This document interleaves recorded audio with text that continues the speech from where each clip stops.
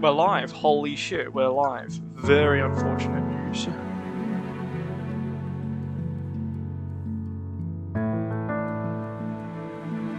Can't see shit. Wonder how my coworkers are going. I think they're fucking dying. Anyway, so let's see. I gotta go back to like strict and shit. Like, fuck, you know me. Like I'm a freak and shit.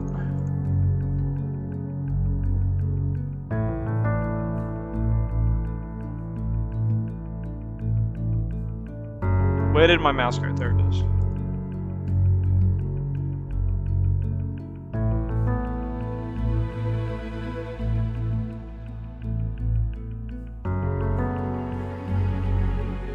Yeah, don't mind me. I'm just shamelessly promoting.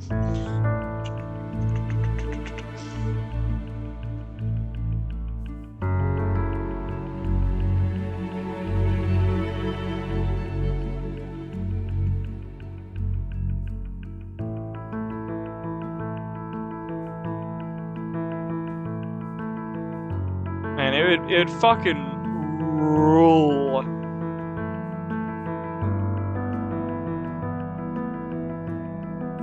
It'd like fucking rule if like my shit like just stayed working.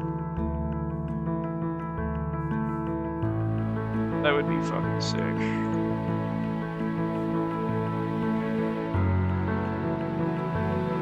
You know, I'm not known for my shit like being like working, being good and shit. That's not me. That's just simply not me. Okay, back. So, before ranking the difficulty of all the bosses, yeah, this does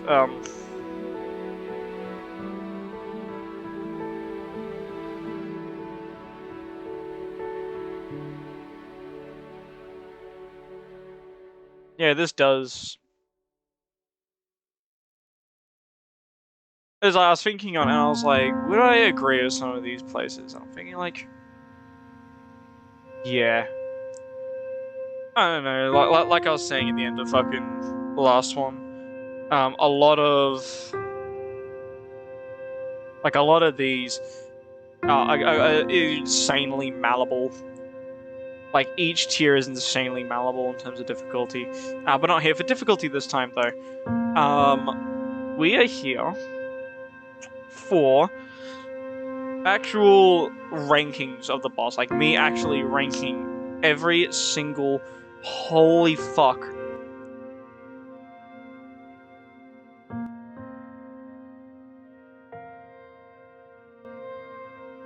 The fucking, like... meditation music is so fucking loud. Jesus Christ. Yeah, so ranking every single boss. Except for the mini bosses, because they don't deserve to be ranked, because, you know, they're not real. Not real bosses. I'm not going to sit here and be like, oh yeah, Necromancer Garrus.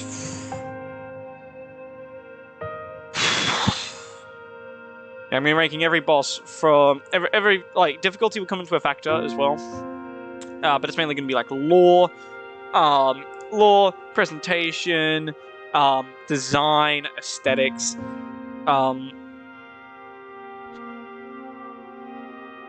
how like annoying they are, how well done they are, just in general, just all at just everything in just general for like just every boss, like how much I like each boss. So yeah, as I think we'll keep these. I'll add the I'll add just 2 extra rows. One for one for the mini bosses. So I'm going to be throwing all the mini bosses in there. Like, honestly, the mini bosses you could probably shotgun anywhere on the list that isn't high, and I'd be fine with it. And bosses I just outright didn't do.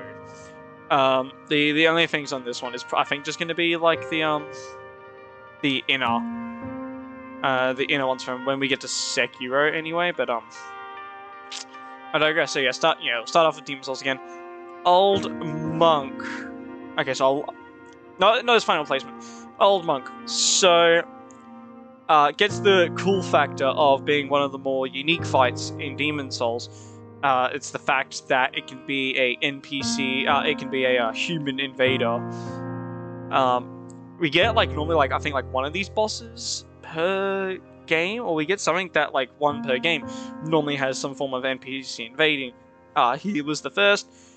It's very cool to tie a lore type fight to this, how the old monk is like essentially already dead, and it's kind of like a spirit, or like, you know, the next one in line that, you know, you fight. Presentation is cool. Unfortunately, the fight itself varies, difficulty wise, varies high between if you're fighting an NPC, like you're fighting just like the old monk AI, then you can wash it because it's just a normal human fight, versus like if you're fighting an actual human and it just washes you. Old Monk could have a variety of placements. It's going to be obviously in the I think. How much do I like Old Monk? The design of it, he isn't like a completely unique design. It's pretty much just a guy. I'll put him in C. I like him. I think he's cool. This is also not good to take into account the runs to the bosses, because if there was a take into account the runs, then every Demon's Souls boss would be in F-, because fucking Demon's Souls got the worst Adjudicator, you're gonna go like down here. You're just some fat dude with a bird on his head. The design's gross. Not really a big fan. I kind of like how you've got like two different ways of like going about the fight, which is either you can attack, you can either attack the bird ranged, or you can beat him down, which gets him some points. Yeah, I can't say I'm like the most brushed up on Demon's Souls lore, though. So yeah, I'm not like the most brushed up on the Demon's Souls lore. I'm not sure like what you would classify.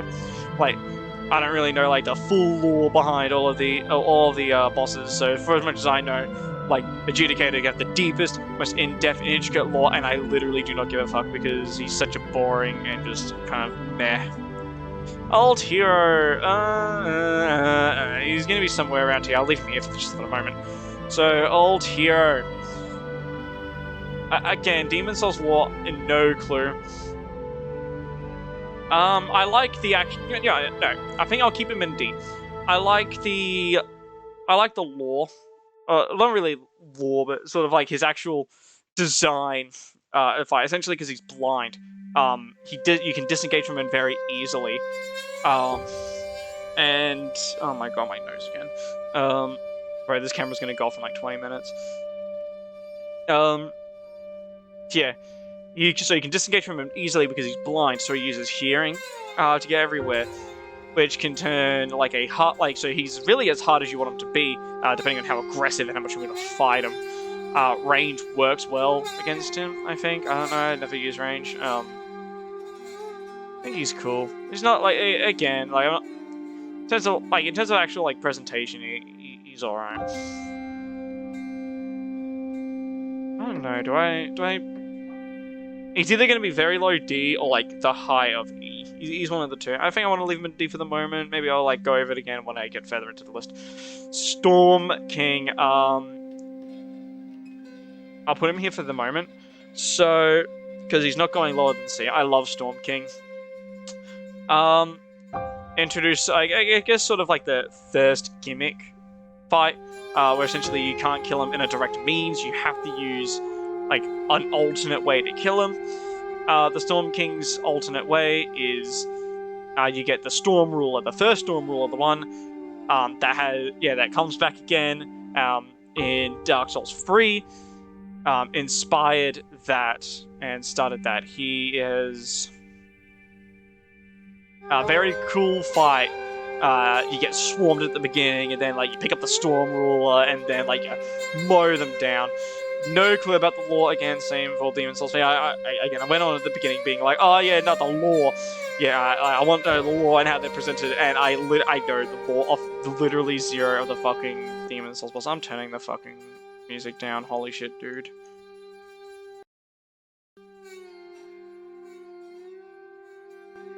Okay, so it's not the fucking... coming at fucking Streamlabs music. Yeah, your ass is way too fucking loud. Oh my days, bro.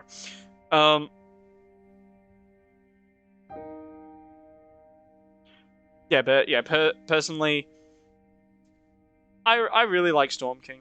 I really like Storm King. I don't know. I think he's my favorite fight from Demon Souls. I think he's very fucking cool. I don't know. I've got a very big fucking soft spot for the Storm King, especially because he's got just everything. He's just very, very cool. But that's all he really has for him. Leechmonger. Ooh. Nothing, boss. Ooh, you're going down here because you don't, like, truly offend me. You offend me. Leechmonger, Teddy Colossus, both, nothing. Did this, yeah, so the previous one was my difficulty ranking. This is how much I objectively like each of the bosses in terms of things like presentation, how the bosses like work, mechanics, difficulty plays a small factor, lore, overall design. Objectively, this is objective. Yeah, this is objectively this is objectively you know, the best bosses in the Soul series. If you disagree with this, you're wrong. No, subjectively, like, yeah, just how I would rank every single boss in terms of everything from their design, lore, how they play, how the fight goes, and a lot of Demon Souls bosses are going to be up in this bottom area. Leechmonger and Dirty Colossus, both nothing bosses. Dirty Colossus. No, you know what? Fuck these both. Fucking. Yeah, well. No, Main Astray is. No, you know what? Fucking. I don't like the Main Astray fight either. World 5 in Demon Souls is fucking poo asshole. It is bad. It's bad. It sucks. I don't like all of World 5. If I was taking in, like, the run to the bosses, I would make a new tier for them. I'd just call it World 5. All of them nothing bosses. I think Main Australia's got, like, some cool war against her with her. No, I don't like the fight at all. It's cool how you can, like, how you don't really fight her, you have to fight her guardian, and then she just sort of drops dead. And you do, and same with the Adjudicator, how you can fight her both ranged and melee. Cool, but the arena sucks. Either the guy, yeah, you gotta fight the guy who's too tanky, or you have to have like 7 trillion arrows in order to be able to take her, because she just fucking heals for you. Yeah, no, I don't like any of these fucking bosses. Same with Leechmonger. Arena is massive, but you can't even really range him. And actually, no, I think out of... I don't know, these fucking can float around. These three can float around. Order them however, I could order them in any way, and each of them have, like, one, I guess, kind of cool thing. Penetrator, you can go, like, next to Adjudicator. In terms of design, big dude in armor. Cool one. It's got a big spear. Doesn't really do anything for me. The fight was whatever. Yeah. I don't know, just guy guarding castle.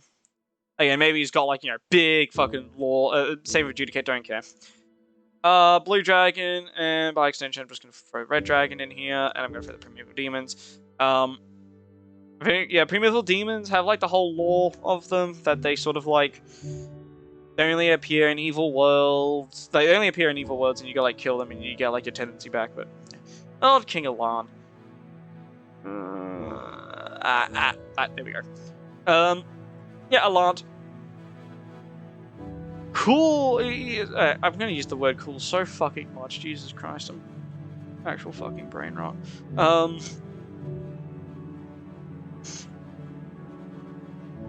Yeah, so his whole thing is he's kind of the fake king. Like, it's sort of like I know his, I kind of like, I understand his lore, I can't vocalize it very well. But I think his lore is, yeah, no, he's up there next to Storm King. He's gonna be like on the lower end to be.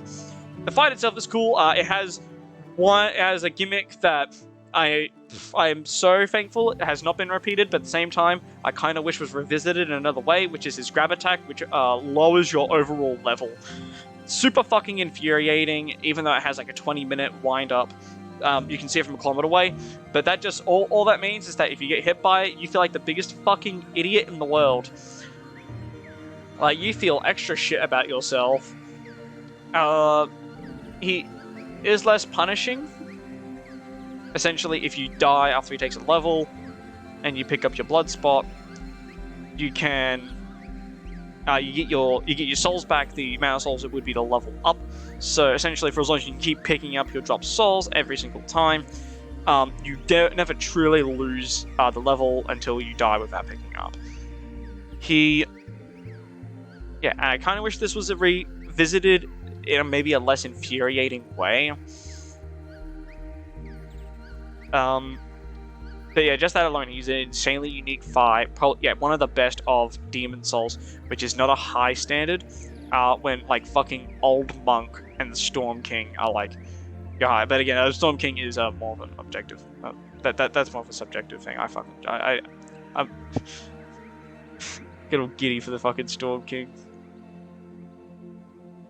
Vanguard Demon, just Demon in, he's just sort of chill Demon. King Allant True. So the fight in, just for the moment, just to have him somewhere. The fight itself, so it's a nothing boss in terms of its actual fight. Like the actual fight is he's just some fucking sludge cum demon on the floor, and then you walk up and you beat him to death. But he's meant to represent sort of like, the sacrifice the True Allant made to keep the big gay evil, whatever it's fucking called, in Demon Souls at bay. And again, it goes into the whole thing that the entire Soul series is about, is either, continuing like, the putting off the end by, continual sacrifice, or embracing the new age, embracing the change, and whatever the, bad shit is. He feels the same void Gwyn does. Gwyn, Chandra, all that do. The fight, it's just the actual sort of like fight. I can't have him under old hero. Yeah, the biggest letdown of like True King Allant is the fight, even though that is kind of the point. That the fight is, it's not really meant to be a fight, it's more like you just relieving him of his duty.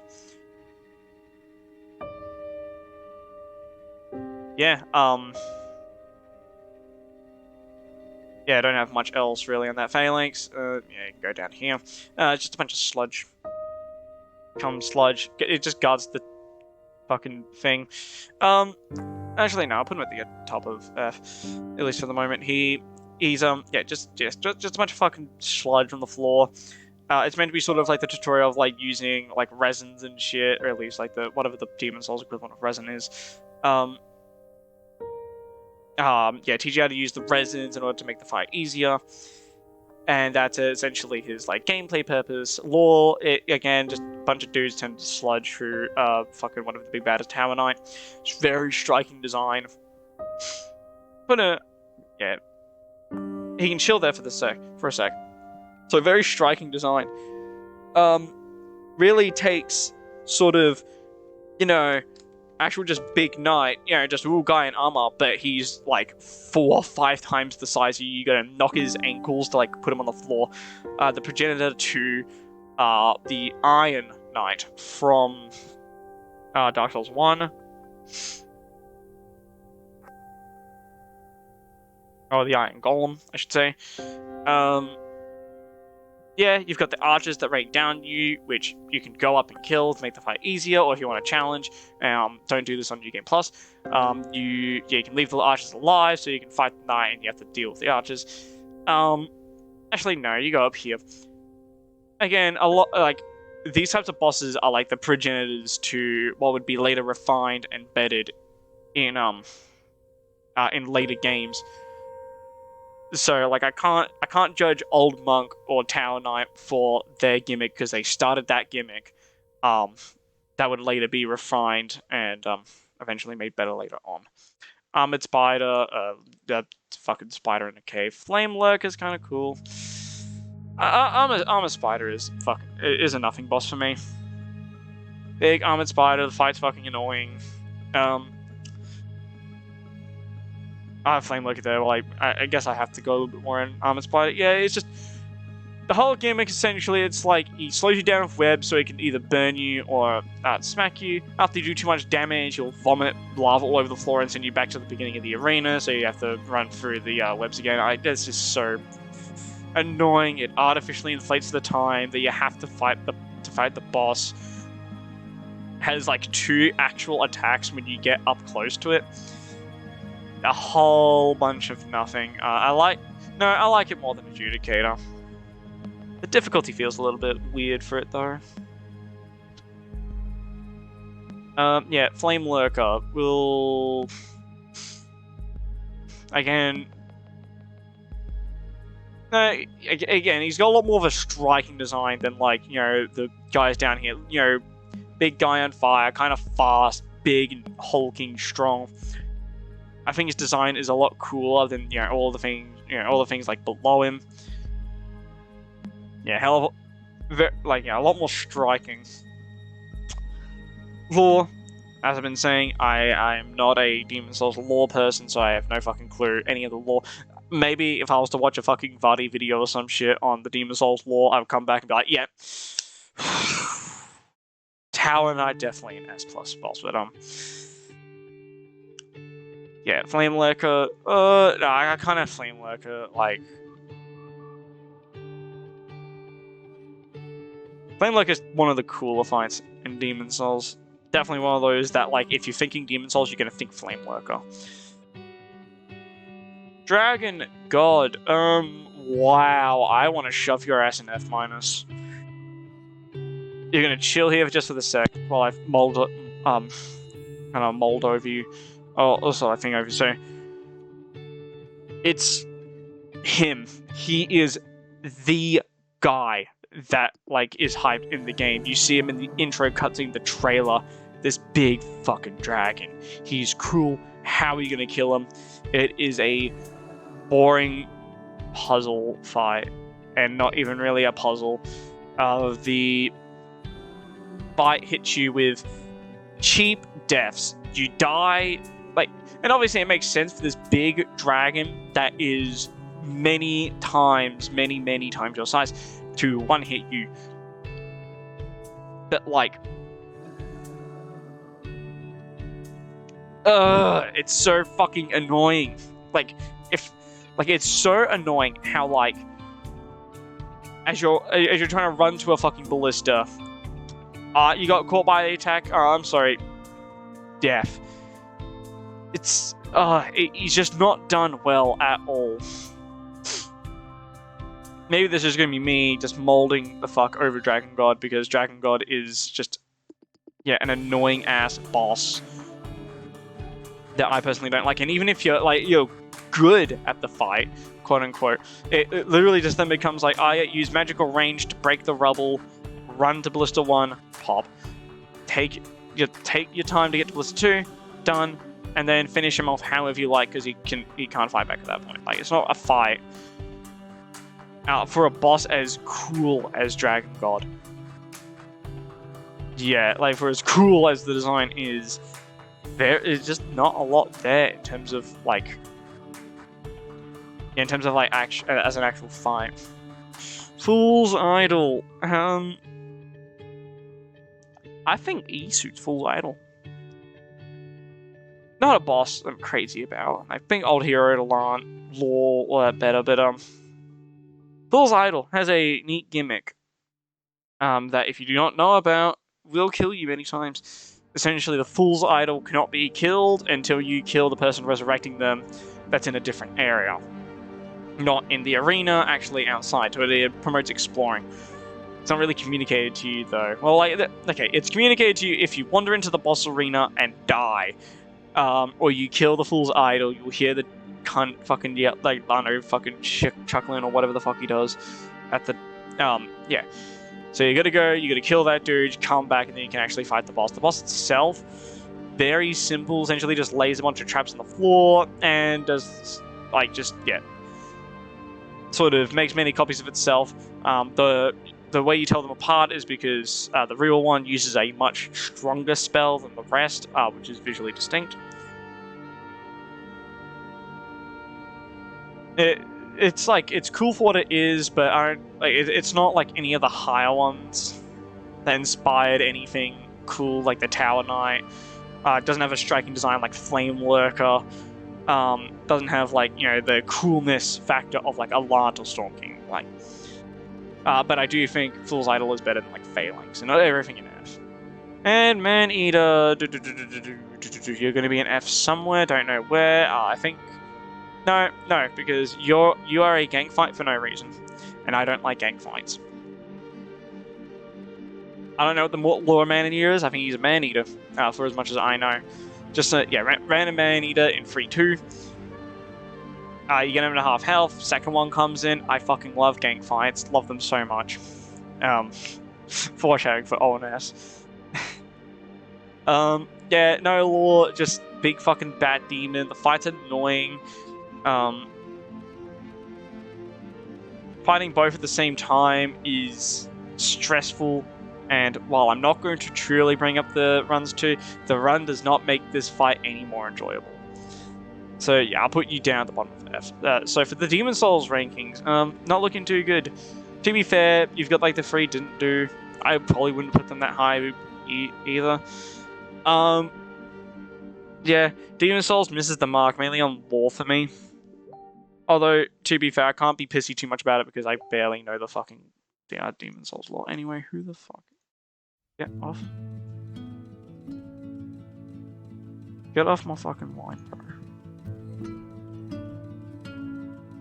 Yeah, next day hour, shut the fuck up. Yeah, but the bosses aren't interesting enough for me to really get to know the lore and to immerse myself in. I don't like the game enough to truly immerse myself in. That's not really the boss's fault. It's the boss's fault for that fucking F tier, but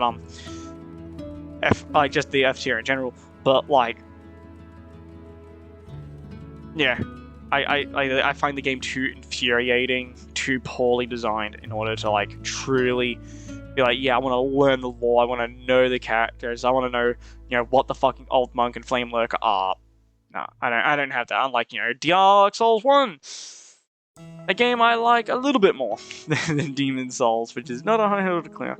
Ornstein and Smough, so you're going to be up here somewhere. Probably A. Ornstein and Smough, cool lore, great execution, boss is insanely iconic. One of the best gang fights ever really done. There's not too much to complain about ONS. S tier. I think one of the things that kind of holds ONS back for me, though, is sort of the jank of Dark Souls 1. Like, having to fight ONS with, like, Dark Souls 1 controls is kind of rough. The bosses feel, like, at least Ornstein feels a little bit too fast for how Dark Souls 1 plays. That's not really a fault of the boss, that's a fault of Dark Souls 1, though. Actually, it kind of is a fault of the boss, but, like, yeah. The gank, they balance themselves out, but they can stick together a little bit too much. It's hard to punish, it's hard to, like, you know, deal damage when they're glued to each other, and if you hit one, not only do you have to worry about him, you have to worry about dickhead next to him that is most likely going to wash your shit. Ornstein and Smough, maybe top of out. I'm going to put top of A tier. Probably, you know, probably not going to be the hottest opinion I have, but probably the hottest certainly right now. And like I said, I don't like gank fights. I am more critical on gank fights than I am on like normal fights, because for a gank fight, you're now really stacking the odds against me. So you know you're gonna have to have, like, at least in terms of the actual fight and gameplay, you're gonna have to balance that in some other way, which is either having insanely cool lore, which ONS do have cool lore. You've got Ornstein, one of the 4 Knights of Gwyn, key player in all of the events in the game. You have Smo, the biggest executioner, absolutely foul person. The 2 kind of like last big standing guards for Guinevere, and a true test. Oh fuck. Nah, bro, not like this. Okay, thank God. Yeah, now like a true test to see if you're worthy to go face the lords and get their souls. But gang fight.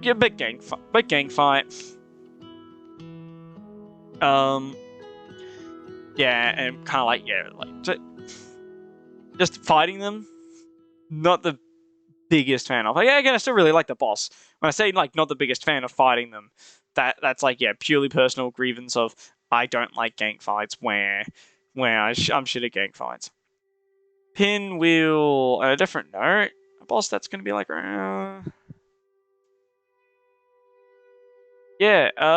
essentially dude that kind of like went mad, merged himself with his family. Does experimentation in the catacombs. Desert of the Fight is regarded as one of the easiest fights in the series. I would agree. Pinwheel suffers from the fact that he's just far too easy for what he's supposed to represent. I would not be against like a harder Pinwheel type fight. Most of the negative come from that. The arena is kind of cool. I kind of like the design of it, but it's not enough to like move him up much higher. I think I'd have him. No. I like the All Heroes gimmick slightly more than I like just Pinwheel's overall fight. Gravelord and Nito, just for the moment, just to have him on here. Nito, one of the four lords. I like his presentation in the game. He's very cool design, very cool actual design. He's not gonna be Lord and see. Actual fight himself, I don't like dropping into his arena, and he's not gonna be higher than C. I think slightly higher than Our Knight, but I think I like Flame Lurker more because he's a gank fight, which means you have to either. But he's an annoying gank fight in the fact that you get ganked by skeletons, meaning you have to use, I think, Divine Weapon. To permanently put the skeletons down, which means if you're not using a Divine Weapon, you're going to have to go your way to level 1 up, or at least get one, kill the skeletons, then attack him, or you have to bait his attacks in order to get him to do the AoE attack, which will knock the skeletons down for you. The arena has many small crevices you can get yourself lodged into, and oh boy, if you get yourself lodged into these corners, it is very fucking infuriating to lose the fight because you weren't bad, you simply slipped into a Nito crack and died. The fact that you drop into the arena and you take a lot of fall damage, as I went over in the difficulty one, the fact he can insta-kill you the second you drop into the arena is super fucking infuriating. Actually no, he'll be at the bottom of C tier. Actually no, fuck you. Top of D. The actual fight itself is infuriating. I do like how you can go to his arena early on and join his Covenant. That's cool. And like I said, his actual design is cool. Like his actual boss design is cool. But the actual fight, I think, is just to put him much higher. He is at the top of D, and you could put him at I guess you could say D plus C minus, either for him. Great Wolf Sith. Now this is a boss that well beloved, absolutely well beloved fight. Very. I'm gonna rank at the top of B. The fact that in the DLC you're the one who saves Sith and Sif doing his job to protect Artorias' grave is just doing, his job. It's a very tragic sort of kind of like fight. How like not only does he have to did he fail to protect his master from the abyss, his true master from the abyss, in the past, he has to fight sort of the next best, is sort of is kind of not really second master, but sort of his comrade in arms against Manus later on in the future as well. The fact they added the small details of Sif limping around the arena as when his health gets very low, his attacks are big and punishing, and he feels actually no, you know what? He's gonna be an A tier. I love Sif. Sif's a good boy. Sif's a good boy. Or girl, I'm not sure which gender Sif is. Four Kings. Speaking of Abyss, so Four Kings lies to you is actually 5 Kings. F minus. But yes, in seriousness, Four Kings is a weird fight for me. So you need cool arena and concept. You're basically in the fucking Abyss, and you have to have Abyss walking in order to fight them. You have to fight Sif in order to fight the Four Kings, in order to get the Abyss walking ring, so you can actually fight them. The fight itself, though, is very boring. I'm gonna have this. Because no, I feel too rude having King Elantrue and old hero above fucking Four Kings.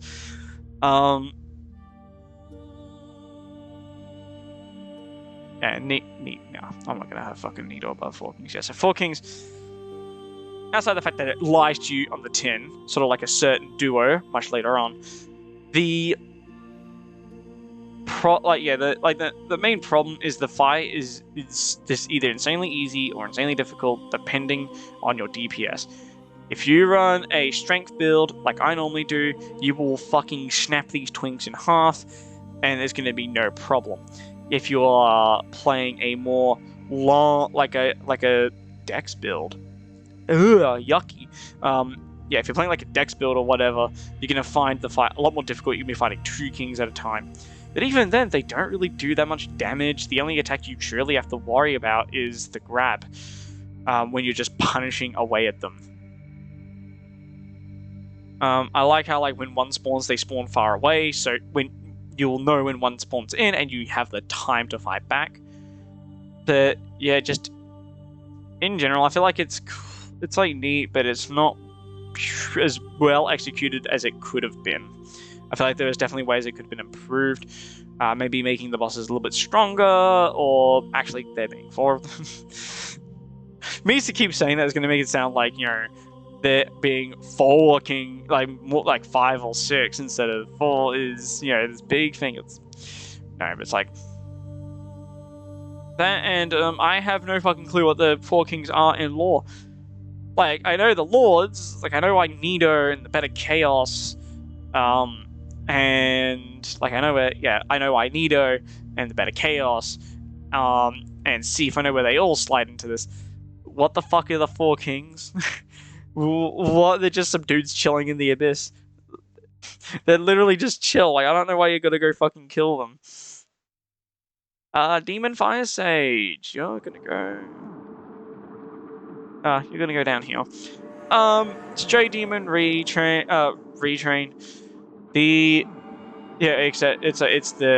It's the Asylum Demon, but on fire, and that's all it is. The lore is that he was, I think, a wizard, and he went into Izalith, and he got all corrupted and demonic and shit. His physical design is such a letdown. He is, and his actual boss design, it is the Asylum Demon. This is the 3rd one in the game, because you have the Asylum, the Stray, and this cunt. We do not need a 3rd Asylum Demon. Lazy design. It's Asylum Demon on fire. A lazy design.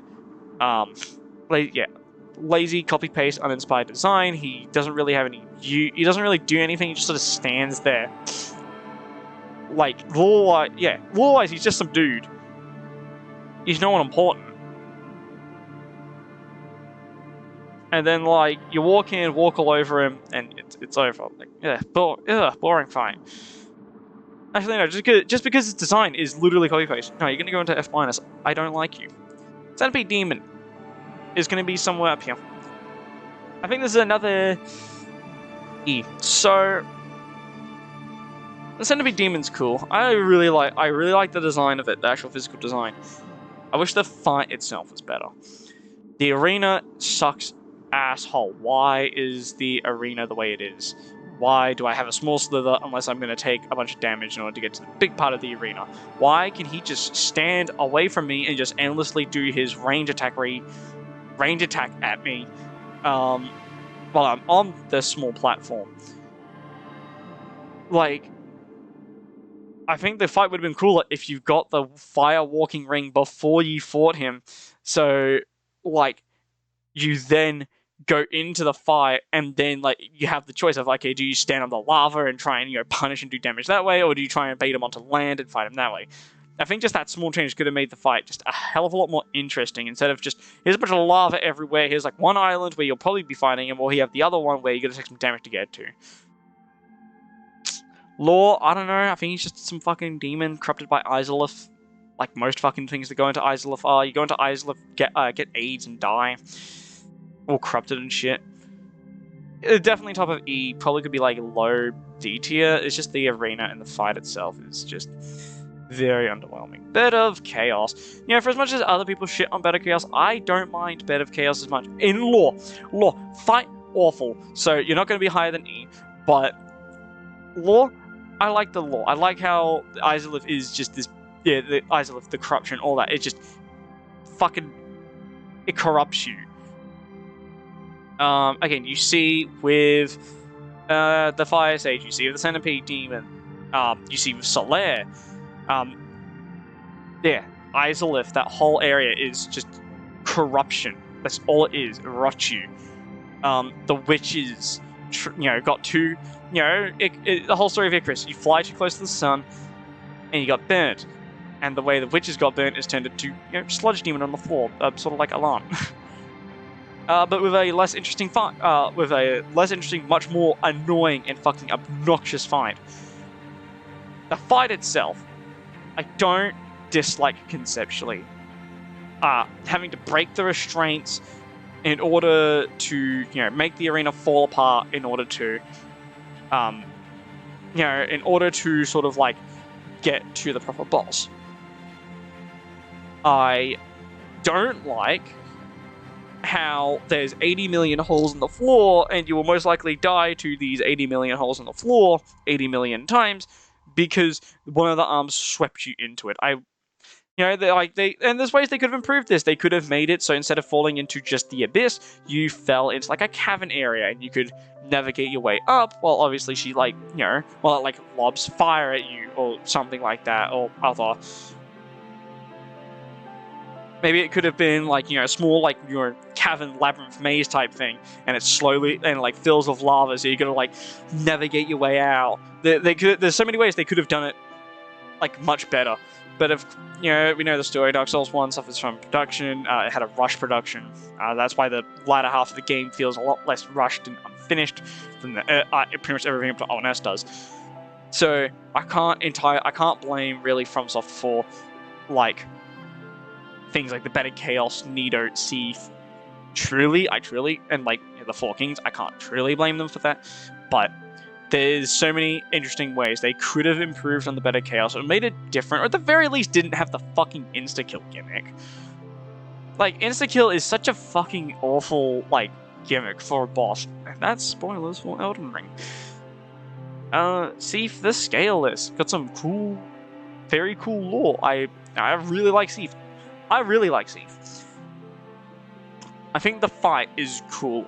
Fuck, I gotta stop saying cool. It's getting so fucking redundant. I say cool for everything. I really like the fight. A dragon with no immortality. that seen as weaker than all the others, betrays the dragons by teaching Gwyn, how to kill them using lightning. Very, don't come to school next day type thing from Seath. And in exchange, Seath was given a bride from Gwyn, was given the archives to further, to try and develop a way to grow, the stone skin. Was given a whole area. I think Seath is very good. The actual fight, the actual design of Seath, I love the design of Seath. The blue looks so nice, kind of like the crystal-y sort of like half legs that he has, like not even legs, sort of like tentacles on the floor, and he like slides around everywhere. Just the whole crystal motif, trying to use crystals as a substitute for like the stone skin. I kind of like the little detail that put in where, in order to actually start the fight proper, you have to break his little immortality gem, which I think that should have been outside the arena. That should have been in an area not in the fucking arena to fight in. But nonetheless, actually no, I'm going to put him at the top of B. I really like Seath. I really, really like Seath. Notice how Dark Souls 1 just has a lot better bosses than Demon Souls. Stray Demon, another one to go down here. Asylum. Yeah, it's literally just Asylum Demon 2. It is just Asylum Demon 2. Asylum Demon, so his role is tutorial boss. He teaches you the plunge attack. It mainly teaches you plunge attack. It leads you through the whole tutorial area. Gives you a big honkin' fucking weapon. But actually doesn't? Yeah, he's the one that gives you the big fucking weapon. Yeah, because the Stray Demon gives you the fucking slap. Great introductory boss. As a tutorial boss. Actual fight, very, very easy. Yeah, no, I can't dislike Asylum Demon too much. Unlike the Vanguard Demon, where you're designed to lose your first fight, and then you fight, but you don't go back into the arena and fight the Vanguard Demon, like the Asylum Demon. Vanguard Demon just appears in 4-1. That's fucking boring shit. Asylum Demon is cool.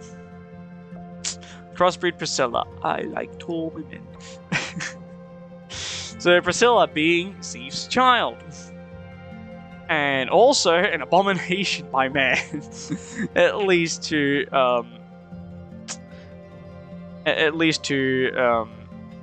the people in law. In law, Priscilla, child of Seath, and was essentially banished to the Painted Realm because she's a half-breed. Takes that not really in stride. She's kind of depressed about it, and creates the whole painted world for all things that are dejected. You go into the boss fight, and she doesn't even fight you immediately. She tells you, "Please, just leave us alone." She doesn't want to fight you. She will fight you if you engage, but you completely have the option: leave the painted world, don't come back. I don't want to fight. An actual pacifist boss. I don't think we even have. I think she's the only boss in the Soul series that gives you that option. That gives you that option to leave. You don't have to fight. And it makes it even more heartbreaking when you do beat her up. She's very weak. Which again fits in lore. She's not a fighter. She's very pacifist. She doesn't want to fight. So of course she's not going to be good at fighting. Everything in the Painted Realm is not really that big of a threat to her, so she doesn't need to use a lot of power, or even power. Yeah, I'm gonna put Priscilla right next to Seath. I think they belong next to each other. I think that's very cute. Plus, I like her design. The arena's cool. The fight itself, how she has the sort of invisibility thing to her, and you gotta see her footprints in the snow, I think I like her slightly more than Seath. I think.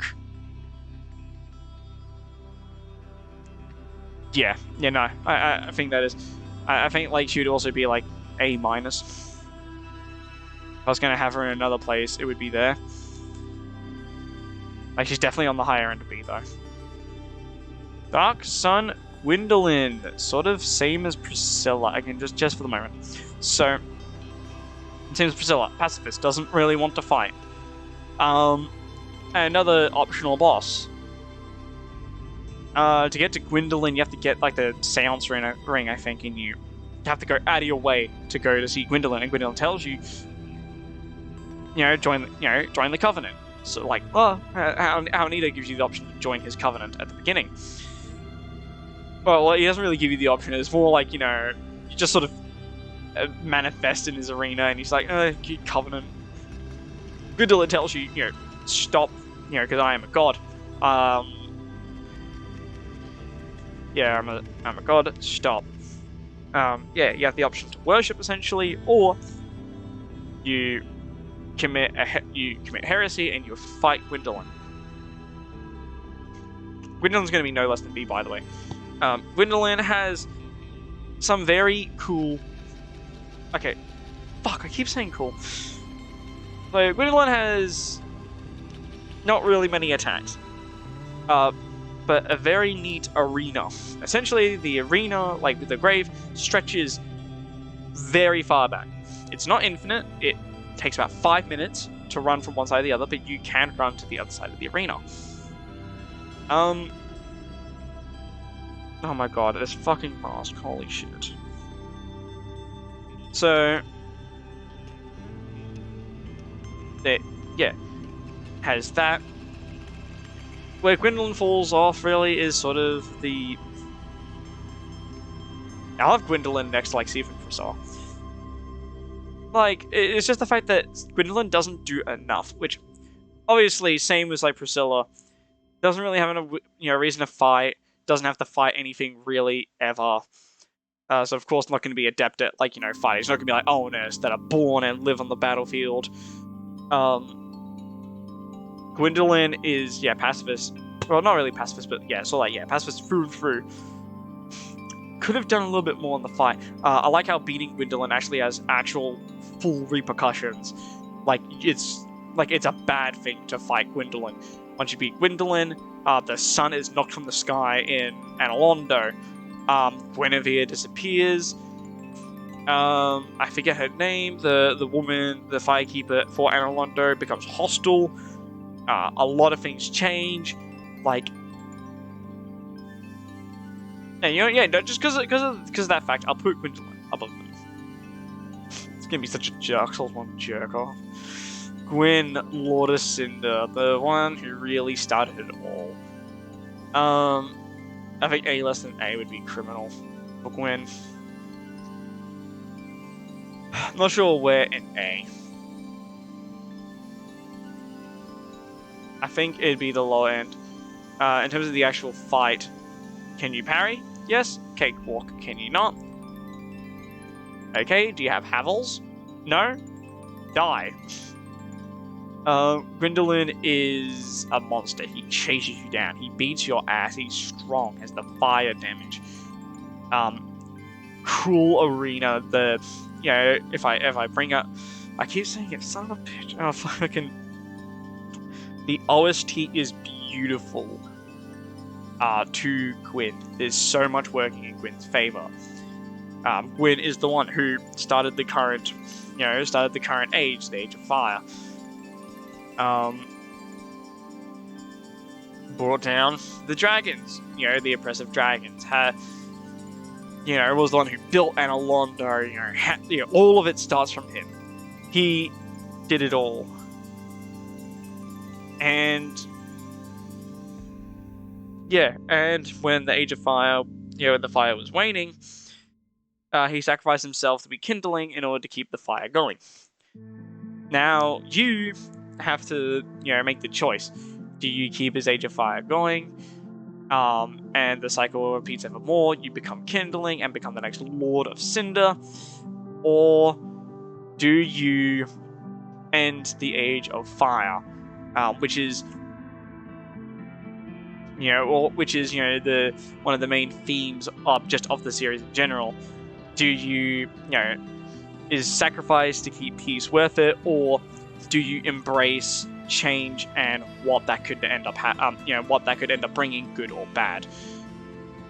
Like, do you keep sacrificing to stay with a safe current that doesn't change, or do you accept the change that could end up being good or bad depending on how what the future holds?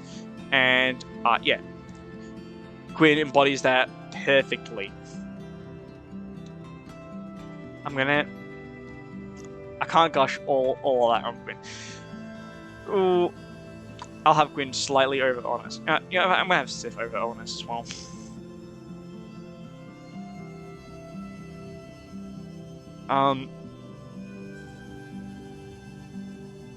Yeah, Gwyn is one of the best bosses of Dark Souls 1.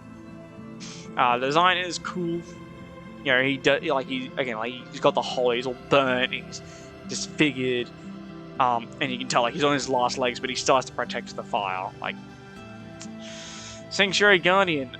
Speaking of kind of underwhelming bosses, just sort of a guy who guards the sanctuary. He guards the DLC area. You literally walk into the DLC area and you get jumped by him instantaneously. I am going to put my fucking hair up. Oh my god. Having long hair fucks ass, don't you?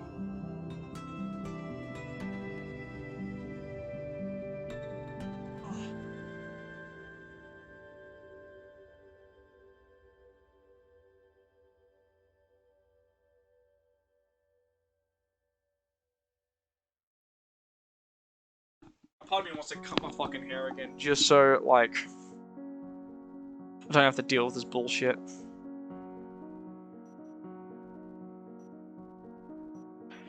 Yeah. Very simple, but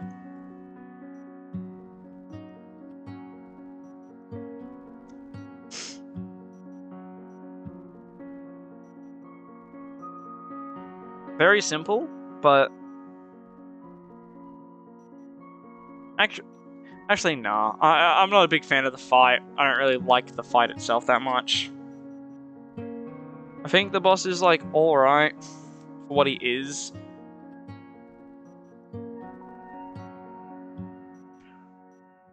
Oh my god, this fucking mask. Pee pee poo poo fucking falling apart mask. Gotta get myself a new one this year. Yeah. By itself, not really a big fan of. The arena is whatever, it's a standard arena. But yeah, overall he's alright. He's alright. Nothing special, nothing to write home about. For Pinwheel of Sanctuary Garden, I kind of do. No, Artorias. What a fucking boss to go straight to A tier. Artorias has one of the coolest fucking designs out there. Coldest motherfucker on the block. Drips the fuck out. He is cool as fuck. If there is a dude to embody the word cool, yeah, it is Artorias. His design is sick. It's iconic. The fight with him, it's fast, and you can feel that, yeah, he is, like, again, it's kind of like if you had to fight just on scene by himself. He's fast, he is strong, and you know this. Like, you and him, like you know, he lives up to his, you know, yeah, no, you're gonna go at the fucking top of Dark Souls 1. Artorias is, yeah, just a fucking, I don't know if that did anything, but yeah, Artorias is a cool ass boss. Yeah, even the, like, you know, a Knight of the Abyss, you know, one of the sole soldiers to keep the Abyss at bay. You know, even after the war, keeps fucking fighting. The fact the Abyss rots his left arm, which is his dominant arm, so when you fight him not even at, like, half power. Again, imagine only having, like, one arm to swing a weapon, and it's your non-dominant. and he's still fast and beats your ass. He uses the Abyss in his arm as a weapon against you. Like, how fucking sick is that? You don't get much sicker than that in terms of like actual fights. He's got everything. He's got the lore. He's got the looks. One of the most iconic designs in the series. Now you'll know, first S+ tier. I fucking love Artorias. Once I got the Artorias armor in Dark Souls 3, that's all I fucking wore for my character. Throughout all the DLCs in Dark Souls 3, I only wore the Artorias strip. I refused to remove it. I refused to change. I don't care how bad it was. I wore the armor, and I had the fucking sword. He is a Dark Souls boss perfection. The best boss in Dark Souls 1. Best boss in Dark Souls 1. Plain and simple. One day, in maybe some far future, I'd love to be able to do a fight against Artorias in, like, Dark Souls 3 or Dark Souls 3 Elden Ring engine. Fully updated, even like a stronger version of him, like one that can use his dominant arm. Again, like, he's got so much potential. Fucking sick. He's got it all. He has it all. He is him. Artorias is him. Dragon Kalameet, another boss I'm going to put straight into A tier. I love the Kalameet fight. I love how you have to shoot his ass down. You just shoot his ass down. Bring him to the fucking floor and say, "Now come here. Now we're gonna fucking fight it. We're gonna fight it out." Some of the best, some of my favorite looking attacks in the series. What drags him down more for me is kind of like. It's kind of like he's a very simple boss. He has lots of attacks. And I don't think he has a one-hit attack. I'm probably mistaken, but I don't think he's got like a one. No, I'm pretty sure he's got like one of his fire attacks is a one hit, which is cringe. But like the attack where like kind of like stares at you and lifts you up and like inflicts his fucking curse and you drops you on the floor and oh my god, that's so sick. His design is clean. Like you can tell that's a dragon. And the fact is that like when he gets shot down, I forget the giant's name. It's one of the other knights, and he tells you that's not going to ground him forever. If you want to take him out, you got to go and take him out now. Definitely one of my favorites. I would not put above Sif though. I put above ONS. I would not put above Sif.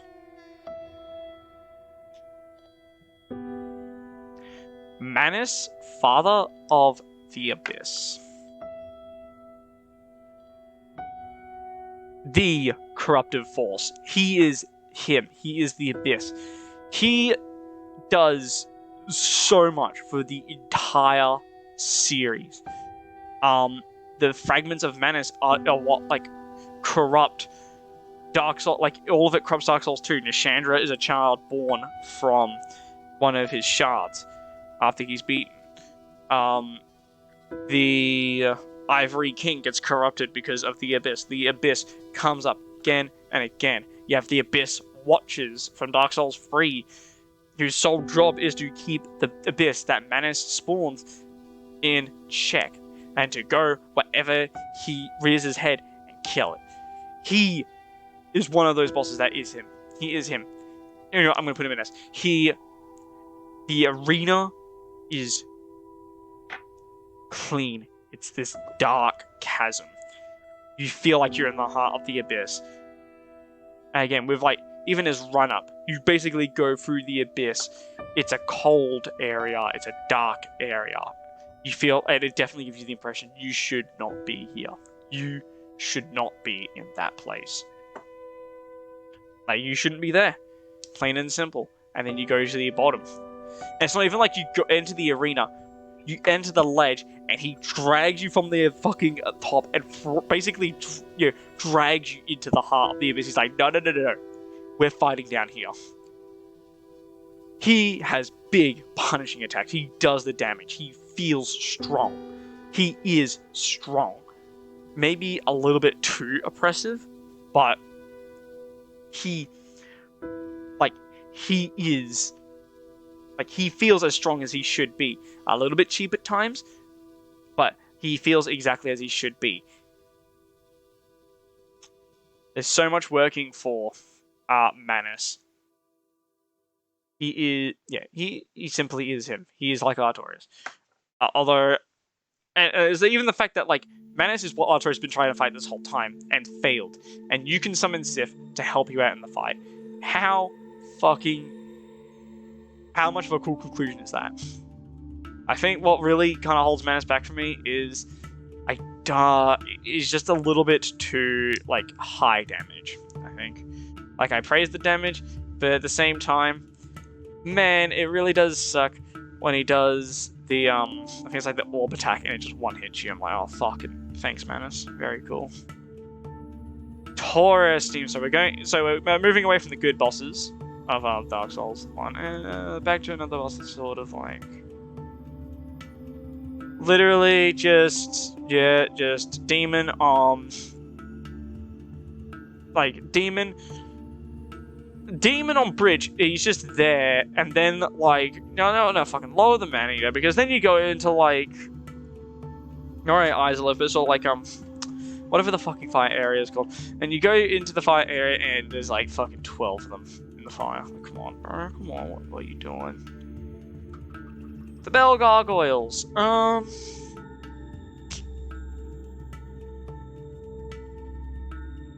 Cool. It's got a high E. A move into D. The arena is unique. It's a roof. It's got the slants on both sides, which both work for and against you. Attacks that could hit you will miss because of the slant, and attacks that you would land miss because of the slant. It works for and against you. It's a game fight, but the second one, unlike fucking Maneater, the second one is weaker. It's weaker, primarily focuses on the fire. They have a very good balance between the two. You know what, fuck it, no, I'm gonna move higher. You can go into detail.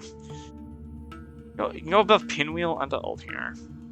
Actually, no, I'm gonna slide you right in between the two. Bell Gargoyle. Yeah, I would not say is really the filter boss, but is one of like kind of like the first major bosses you fight.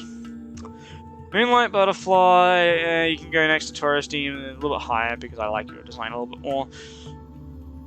Actually, no, fuck you. You can go into F. You can go into F. You become a basic mob enemy when you get to the Sith area. The boss fight sucks if you're a melee character.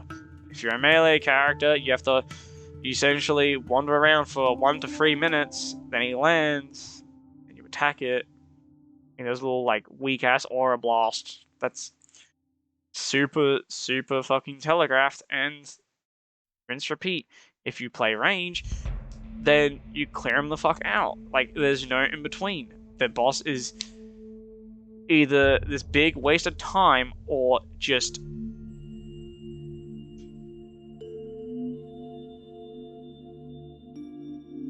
what do I think is worse? The waste of time of Moonlight Butterfly or the actual fucking just annoyance of fighting Dragon God? I'm putting Dragon God at the bottom. These will probably be moved around.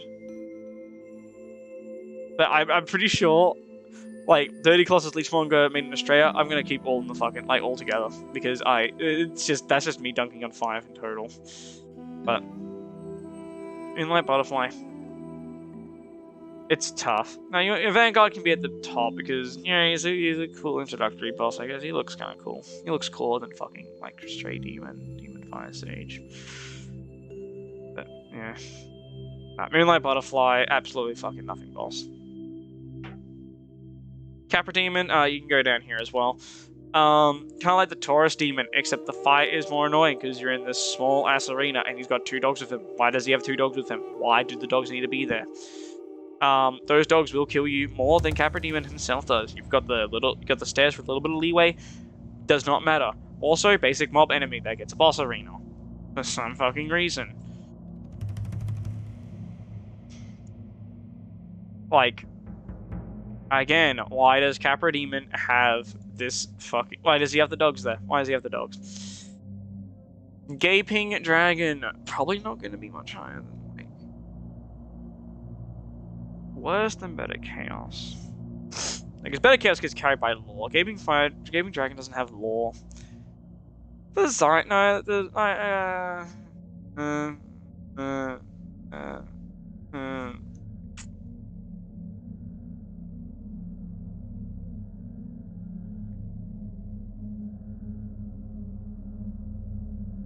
don't know, you can sort of I kinda like Penetrator's design a little bit more. Yeah, Dragon and Sewer don't know lore, if at all any. Just fucking Dragon and Sewer, what can I say? Chaos Witch Quelaag. I kinda like her whole thing. She just wants to protect her sister. Is she one of the Witches of Izalith? I don't think so. She's definitely in that sort of like, well, obviously in that clique. She's got the fucking Chaos Witch in her name. Yeah. Design wise. Okay, like dirty horny people aside. Design is unique.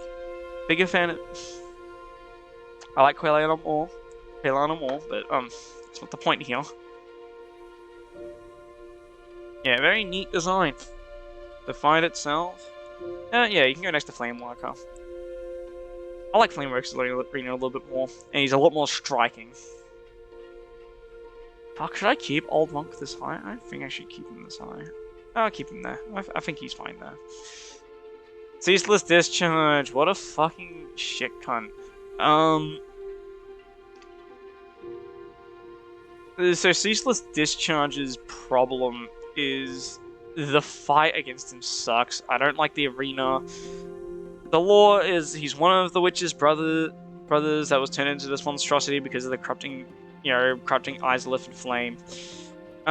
He guards his sister's corpse. Very shitty job at it because you walk up and just take the robes, and then he gets all pissy at you and starts attacking. And his sister's robes have got fire resistance, so you're probably wearing them to fight him. The attacks are like, so they hit you through walls and shit. Like you can't even hide. Oh, and then you've got the whole like sort of glitch where you can just sort of make him fall off the ledge. Yeah, fucking, you can go down here. Worse than Vanguard Demon. But not as bad as, like, the demon, like the Stray Demon, Demon Fire Sage, and Greenlight Butterfly. Iron Golem for wrapping up Dark Souls 1.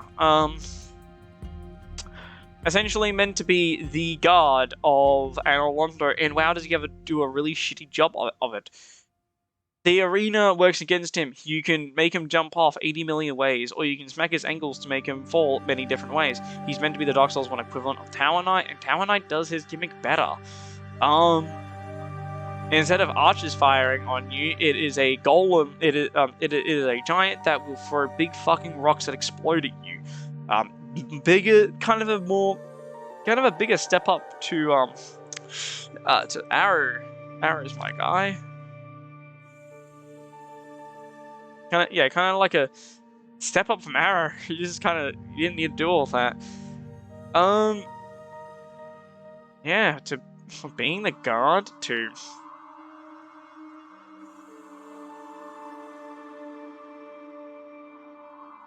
Yeah, yeah, the fight can be cheesed just by, knocking him off the fucking ledge. Like, he'll spend half the fucking... If you've got any form of DPS, you'll spend half the fight wobbling around before he falls over. Like, come on, dude. Come on, dude. No. Where did the fucking mouse go? There it is. Actually, no, fuck you. Penetrator, it looks cool.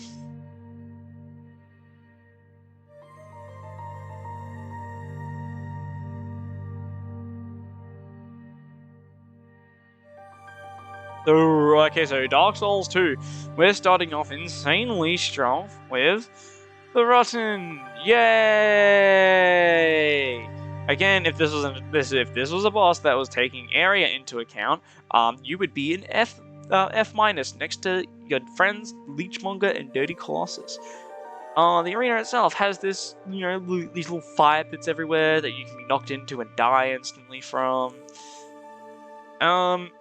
Although he does have cool lore implications, I think he's got a real gnarly design. He's got a really gnarly design. He got cool lore implications. You can actually kill the dude on his fucking left shoulder to make him drop, to make him drop one of his arms. That's fucking cool. Really shows he's just sort of like this amalgamation of fucking flesh and parts, and he's not, and like it's more like just a soul possessing a bunch of corpses and not really an entity by himself. He's gnarly, but very basic fight. Like the fight itself is very basic. His arena sucks. Execution and Chariot. Oh my god, I would make it. So I played Scholar, and if we were taking arenas into account, I would make. If I was really taking rubs into account, I think Executioner's Chariot would be. I would make a league in its own for Executioner Chariot because oh my fucking god, is that one of the most miserable experiences you will ever have in your fucking life? Executioner Chariot itself, the fight itself, kinda sucks. It is a enemy that becomes a basic mob later on. Not really the moving chariot part, but the fucking horse that's the actual boss. In order to, it's a 2-stage fight where you have to drop a gate down. But to get there, you have to fight endlessly respawning skeletons. So you have to kill the necromancers. But you also have to hide from the chariot, and then you hide from the chariot, and then you either die to the necromancers, or, you see what I mean? It just does not sound fun. Bottom of F.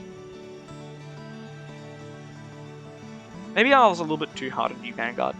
I think I was a little bit too hard on you. No, you know what, yeah. No, I like you, Vanguard. I like you a little bit more than some of these other bosses here. I wish you did more. Actually, no, I don't. I like you more than Adjudicated, not more than Phalanx, though. Phalanx has more of a point to exist than you do. Yeah, Executioner's Chariot about it. The bottom of F. A boring slog of a fight. Its best quality is it's optional, so I don't need to do it. You never need to do it. There's no reason to fight Executioner's Chariot unless you want to do the PvP fucking arena thing that it unlocks. Which, in this day and age, this time, wanting to do Dark Souls 2 PvP, you're fucking cooked. Skeleton Lords! At least you got kind of cool execution. I think bottom of E works for you. You'll be floating around this area for a bit. Skeleton Lords. Actually, no, fuck you. I don't like gang fights. The arena is literally whatever. You beat one of the Skeleton Lords, which are fucking made of paper mache, and a bunch of skeletons spawn in their place. Whether it be big skeletons, the wheelie ones that, will insta-kill you, or just basic skeletons. Yeah, they're just sort of down here. Dark Souls 2 has a lot of these types of bosses. Get used to seeing Dark Souls 2 down here. No, they're a tad more unique than Taurus Demon. No. Another boss that loses to Phalanx. Fucking... Oh my god, there we go. Loses to Phalanx. There's a lot more going here, but fuck gang fights, arena sucks. I think there's some lore there, but like most of Dark Souls 2, the lore is so, just so much nothing. Covetous Demon, just some fat dude. If you've seen The Whale, that's sort of what Covetous Demon's lore is. If you watch that movie, you'll get a better experience than fighting him. That's for damn sure. I'm gonna put your fat ass down here. You do nothing. You serve zero purpose. Yeah, literally just some fat fucking worm that just exists.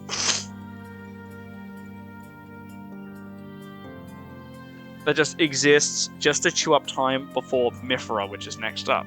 Just kind of like what he's doing right now. No. Because you fucking waste time. But I think Moonlight Butterfly is more fucking annoying to fight.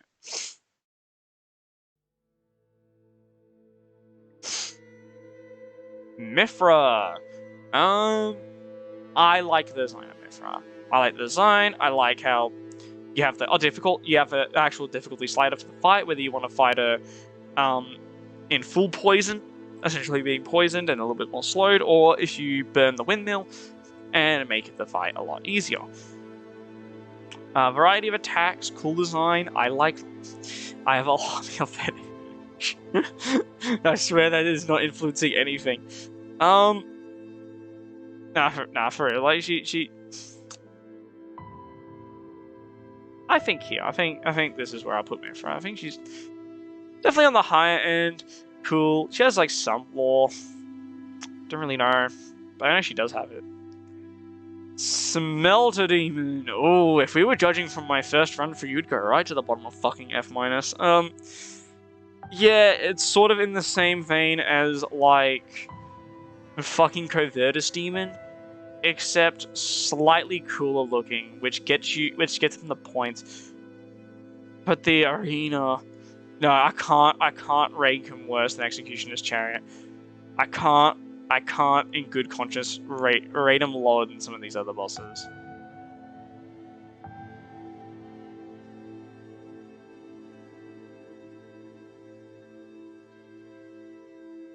I think, yeah, literally just dude. Very cool design though. Very, very cool design.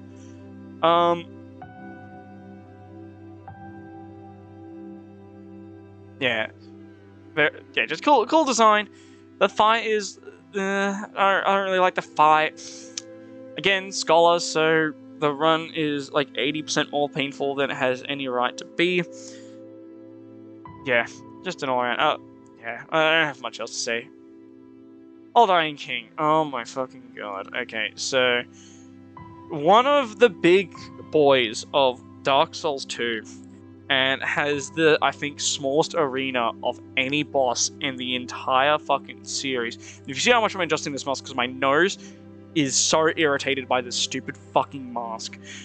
Holy shit. I don't know how I stand playing fucking Persona like for 2-3 hours at a time with this fucking thing on.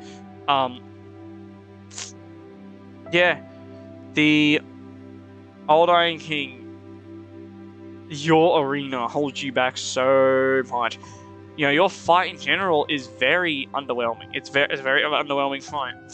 For one of the big bads of Dark Souls 2, one of the big bosses, and especially when you compare it to the other ones, is super underwhelming. He's just big. You just wait for him to do one of the slams, punish the hands a little. He's got way too much health with no real gimmick behind it. The hole in the arena is a much bigger threat than the Iron King himself. Which is not what you want to hear. You don't want to hear a, go the way of Dragon God. No, fuck you. You go next to Dragon God.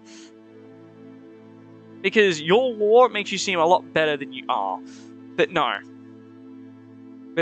Poor representation of the lore. Annoying fight. And a non-existent arena. You have like this beam attack that cuts the arena in half over. Like, what do you do in Dark Souls 2? Your best boss so far is fucking Mythra, and that's because I've got a Lamia fetish. Speaking of fetishes, Magicka. It's like Mythra, but it's like less lore and kind of a more boring fight. No, you can go around here. One of the less bad fights in Dark Souls 2. Dark Souls 2, you can break her tails to do extra damage, you know that? It's fucking crazy, dude. Yeah, you can go here. It's slightly better than Pinwheel. I like Old Hero more. Royal Rat Authority. What a fucking F- boss. No, you know what? Yeah, you go right to the fucking bottom of F-. How dare you basically be a copy of Sith? Like, you are just Sith that has toxic damage. You take the worst part of Capra Demon, which is having fucking enemies that aren't you in the arena, that will kill you more frequently than the boss itself does. You fucking suck. I dislike you more than the fucking 5 like run through of bosses. Like, at least there's probably lore there here, and there's like there's sort of like like glimpses of like sort of like design going into these. The arena sucks. It's just a big open fucking concrete like rock space. And it's completely optional, which is the best part about it. But like, you gotta go through this big fucking area to get to the boss, all for a covenant. The Rat Covenant. Who the fuck plays Dark Souls 2 and is like, I want to be in the Rat Covenant? Exactly. It's an awful boss. That's a reskin. And you know how I feel about reskin bosses, because you have the Fire Sage and Stray Demon right above him. And then a boss I like is just, oh my god, one of the least. I would not be surprised if I kept Royal Rat Authority as the worst fight in the series. Because, oh my fucking god, what a awful design. Just gross all around. Prowling Magus and Congregation. It's a bunch of basic enemies in a room. It's all it is. There's like the lore that the Magus goes around, like, half curing people, you know, like, you know, he keeps his little congregation around to, like, gas him up. That's kind of funny. Yeah, no, I think that's kind of funny. But it's literally just a bunch of basic mob enemies. No, I can't put you worse than Executioner's Chariot. I can't put you worse than Maneater either. I wouldn't like to see you better than Taurus Demon though. Last Giant, the tutorial boss for Dark Souls 2. I don't think is that bad. There's a lot more, which is funny. There's a lot more going on in the Last Giant than there is for like half the fucking bosses below it. Lore-wise, this goes hand in hand with the Giant Lord, how they're the same entity. And you go back in the past and defeat the Giant Lord, and then when you enter that arena, the reason he's so pissed off and basically resurrects to go fucking kill you is because he recognizes you. He's like, nah, come here. Fucking nah, we're going round 2 right now. And he's been there for God knows however long is in between when you kill him as the Lord and when you beat him then. Just for that alone, like, just because of that cool fucking little bit of lore. Like, yeah, he's weak, but of course he's weak. Like, he's fucking impaled and basically been dead for God knows how long. Like, this is a lore, kind of like lore fight that works in its favor. Now, you know what? I like Last Giant more than I like Nito. More than the 4 Kings? Maybe. And you know what? No, I'm going to put the Last Giant at the bottom of C tier. The lore is super fucking cool. Petty ass giant. Like, what's not to love? Duke's Dear Freya. Don't worry, you're not going in F-. A fight that can actually... Give me a sec.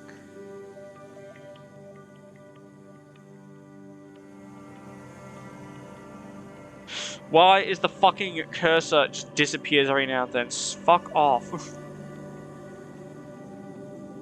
Oh my god, bro. Anyway, so...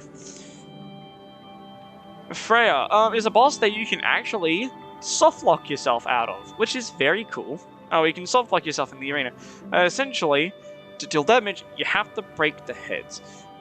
If you do too little damage to and break them, you can be unable to kill the boss because you break both the heads and the boss still has a health bar. You have to go in one-handed unless you get jumped by a bunch of fucking spiders.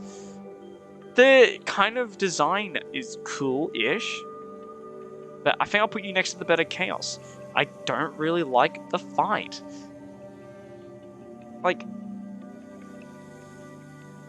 no. Getting jumped by the fucking spiders is less annoying than being swept in the better Chaos hole. But, like, the Freya does not have the lore to carry it. Well, okay, it does have lore, but, like, I don't fucking know it. So, that case does not matter. Twin Dragon Riders, you're fucking not as bad as Royal Authority, but you're certainly not going to be that high. It's literally the Dragon Riders. There's 2 of them. And they're weaker somehow.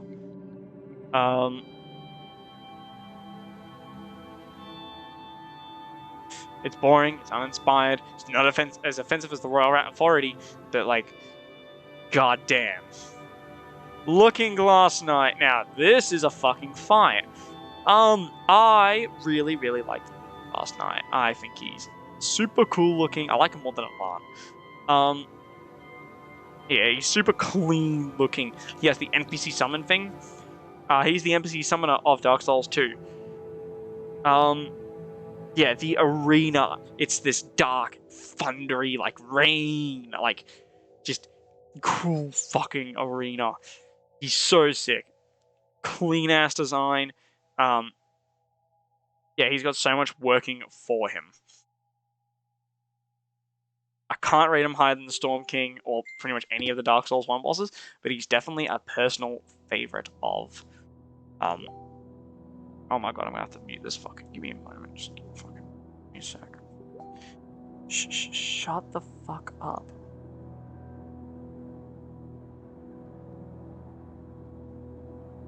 Yeah, mute for an hour. I think you can.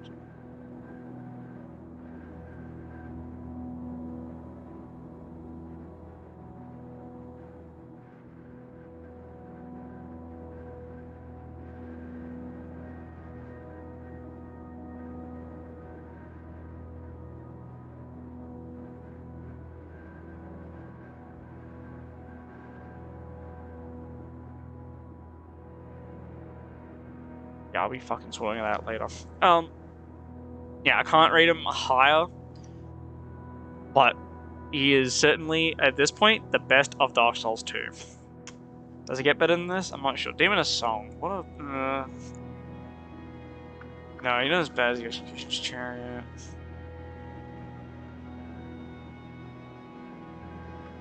Yeah. Demon of Song is a bunch of it's a nothing boss. The arena's nothing to write home about.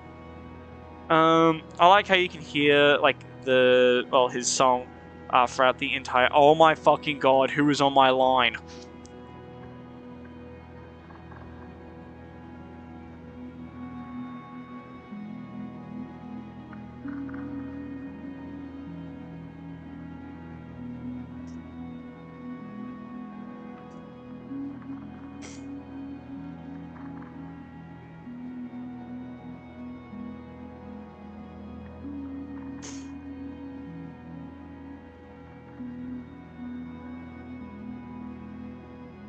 Okay, hopefully... I don't even know how the fuck I made a notification sound this time. I muted that bitch.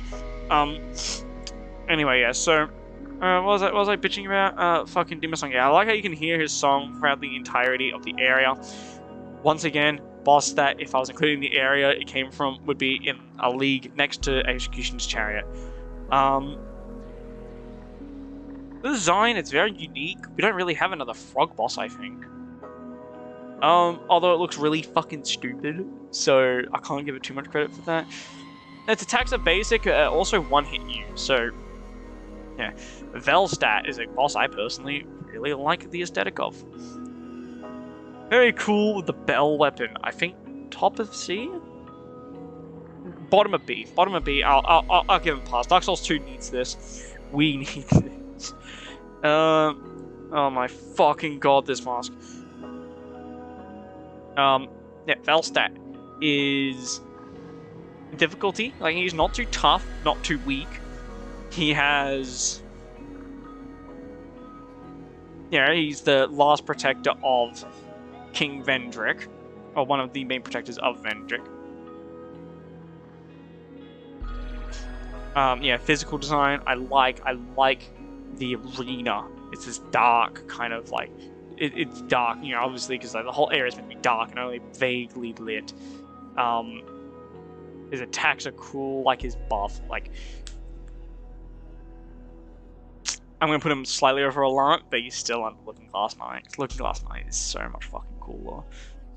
Vendrick, wow, this is one I don't know if I'm gonna put. So Law, he completely corrupted by Manus, this big corruptor, and fucking whatever her name is, Natasha, Chandra, that's it. Fully corrupted, thrown away the old king, and he now walks around, as an undead. Basically cursed to walk in his tomb for all of eternity. The fight is nothing interesting. The arena is dark. It's meant to be his tomb. It's dark. It's kind of sparse. It's depressing. But in order to beat him, you need to get Dragon Souls, and you need to get the Giant Souls, and that means having to fight the Ancient Dragon, which we'll get to in a minute. But his lore and how he is represented and shown is very well done. But the actual fight itself is so fucking much fun. It's literally dodge his attacks, because the attacks will pretty much one-hit you. Dodge his attacks, smack him. He's one of those bosses, depending on how his difficulty is purely dependent on do you have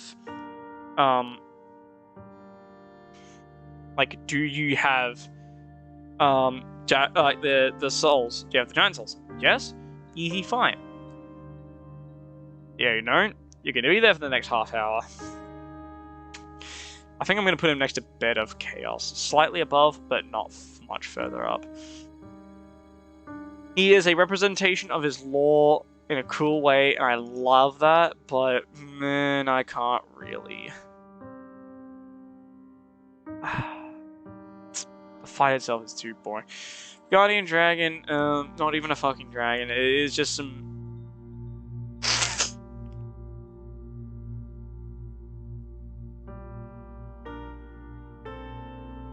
Yeah, I think I'm going to put the Guardian Dragon here. Does a better job of guarding than the Iron Golem does, but I think the Iron Spider looks slightly cooler. The fight is nothing to write home about. Yeah, a whole bunch of nothing. Ancient Dragon, fucking F- for you. What a fucking nothing. I keep saying this, but Dark Souls 2 has so many nothing bosses, just bosses that just suck. It's an optional boss, thank the Lord, but if you want to fight Vendrick in any sort of real capacity, you need to beat him. And beating him, oh my god. So you're there for 10, 15 minutes, and you're smacking the same fucking toe over and over again. Every now and then it moves. It will jump up in the air every now and then and breathe fire on the floor. If you did not run away, you will die instantly, and that's the only attack that threatens you. You will be there for 10 minutes usually. You can go right. No, you at least look cool. You look cool. Has the neat lore of being has the neat lore of whatever it is. Being a recreation of a dragon, artificially made by Aldia. That's kind of cool. Design is alright. Nothing else. Fucking shit fight. The arena's just a big open circle. Giant Lord! What an interesting, kind of, again, like Last Giant. I really, you can't really talk about the Giant Lord without talking the run-up to the fight. You go into the past and beat his ass. That's so funny. I'm going to put him actually next to the Last Giant. I think because they're the same boss, they function very similar. Giant Lord does more damage and has I think one more attack, but yeah, the fact that you go back in the past, beat his ass, the run up to him, you see him and you run straight towards him, as he's in the middle of his invasion, and you take him down. Oh my god, how funny is that? I love this duo. I love them. Yeah, it's very funny. I'm gonna have them over the Tower Knight. Yeah. Dark Lurker. Fuck, you're not going higher than fucking F. And speaking of things that are F, I'm sick, bro. I'm sick of this fucking mask. Yeah, I'm sorry,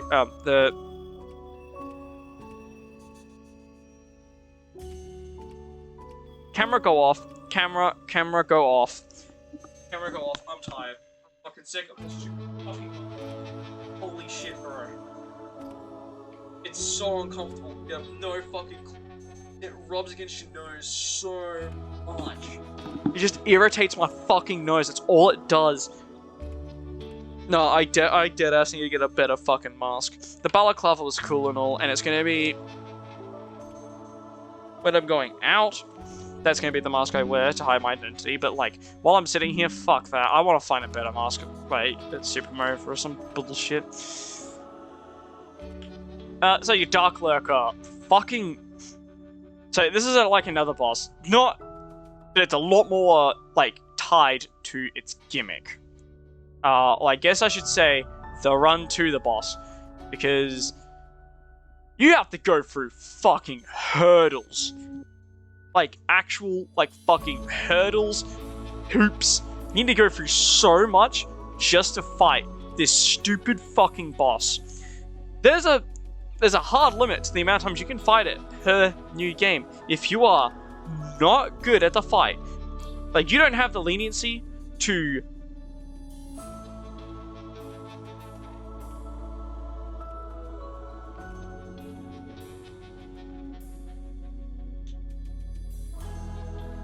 like, you don't have the leniency to get good at the fight. You have to burn an effigy every time you want to fight this stupid cunt. No, your physical design is the best part about it.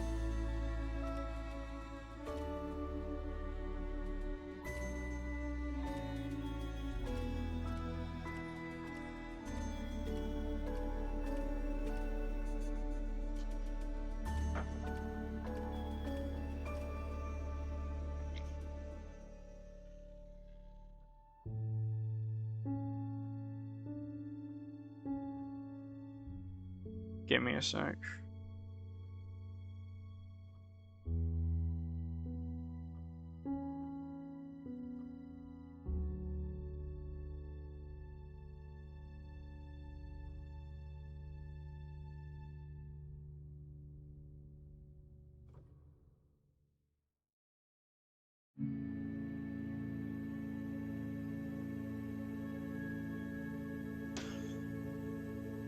Apologies. Yeah, so back to ragging on Dark Lurker.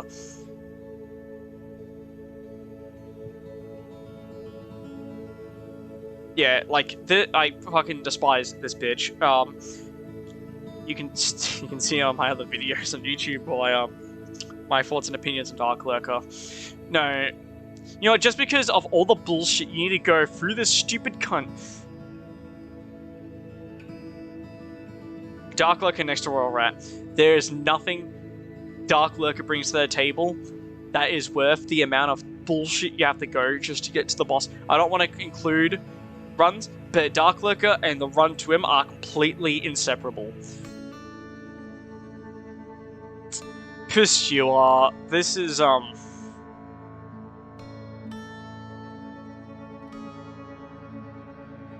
nothing. You can go at the top of F. Cool design, but has like 2 attacks. That's it. The boss arena has whatever they're called, ballistas you can fire that damn near one-hit him. It's just yeah, very basic. You fight him like 80 million times. No, I can't shit on like Taurus Demon or no, because he's got like some lore reason why, like, you know, he's just tracking your ass down. Taurus Demon is just, there's like 18 of them in the fucking like same area in like the Izalith ruins. Throne Watcher and Defender. Oh my god, I still have so much. I've been here for nearly 2 hours. And this doesn't even have as much fuck around as like whatever it is, like last one did.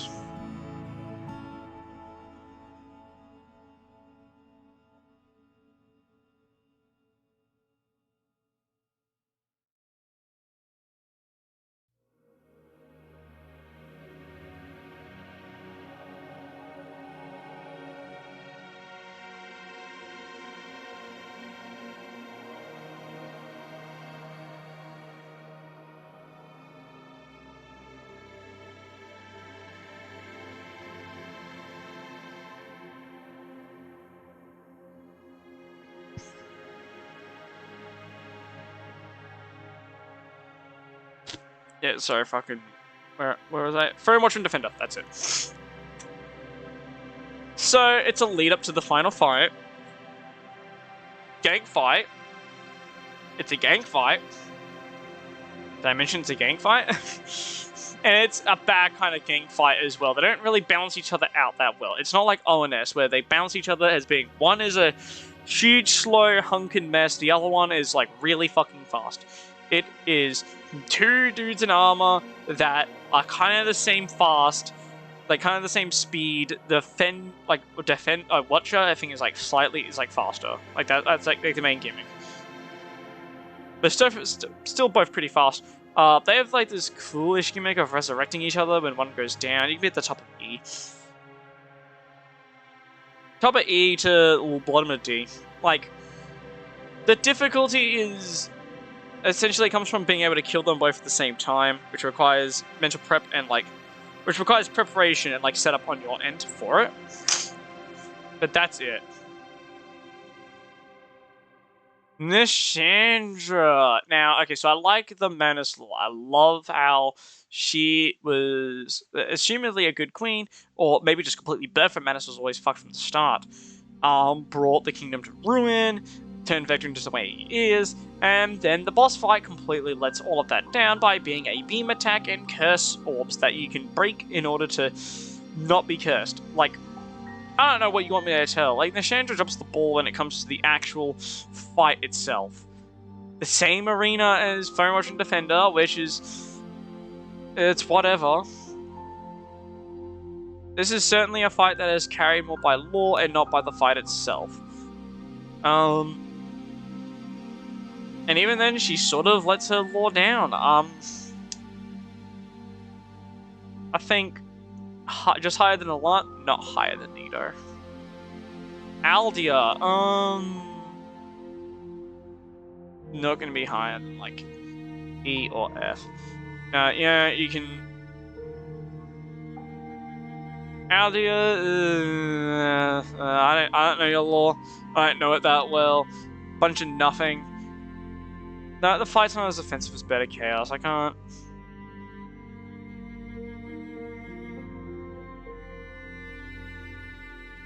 Yeah, I'm gonna put Aldia... I'm just gonna slide Aldia in here. Has, like, this big lore of being, like, the mastermind or whatever. I don't care.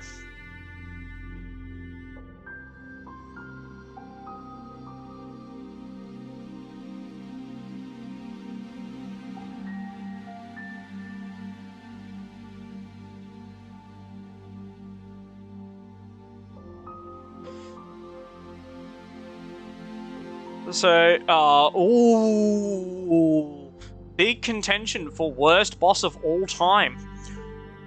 Very big contention. Not only is it uninspired, because all of the enemies in the arena are...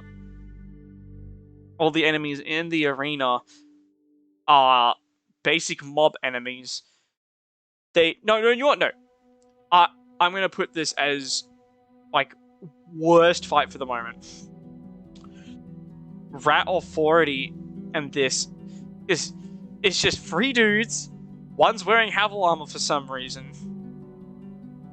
It's a gang fight. They're tanky.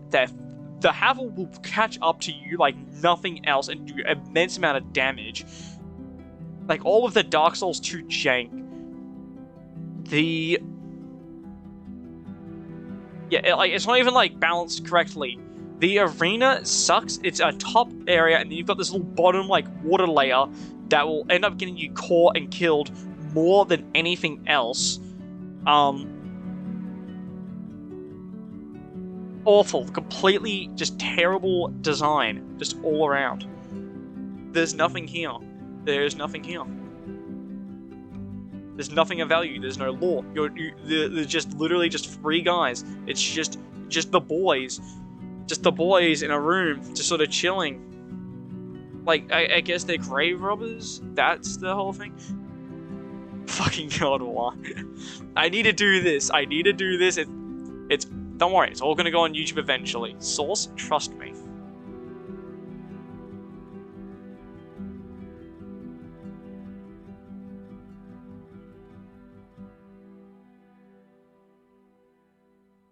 fucking don't. No, I do.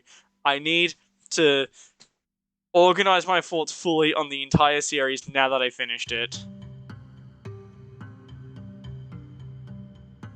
On a slightly different note, I'll be back. I just need to turn my alarm.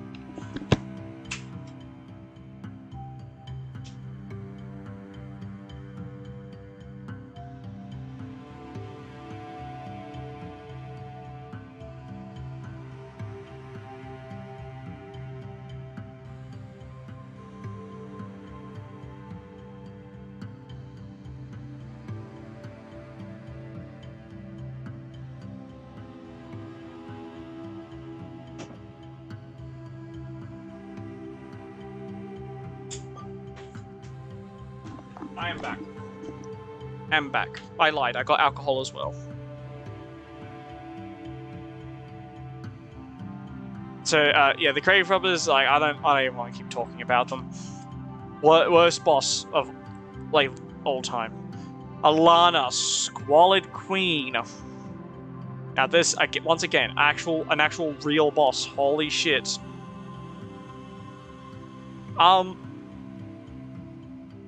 Lore, I'm gonna be real, I have no fucking clue, like, what the lore of any of the Dark Souls 2 DLCs are. Dark Souls 2 is fucking incomprehensible. But she looks cool. I like the fight. I don't like how she can just sort of spawn Velstadt.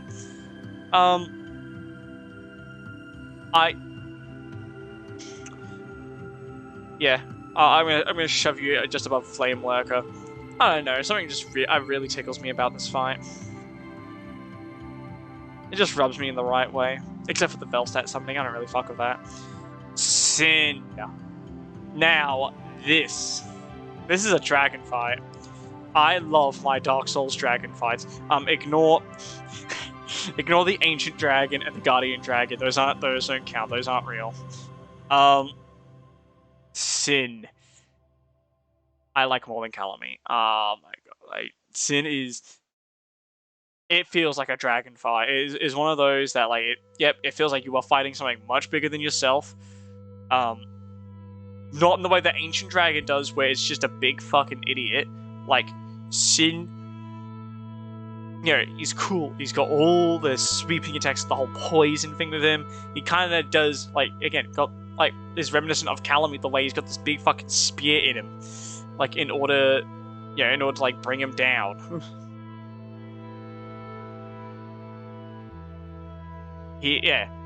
Insanely good design.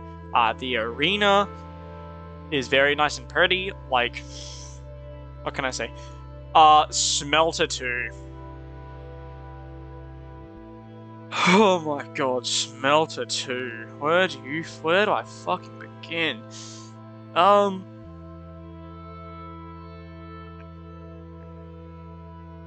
Smelter 2 is Smelter 1, but somehow harder and, like, a lot more awful to get to. And it's that. And it's literally Smelter again. No.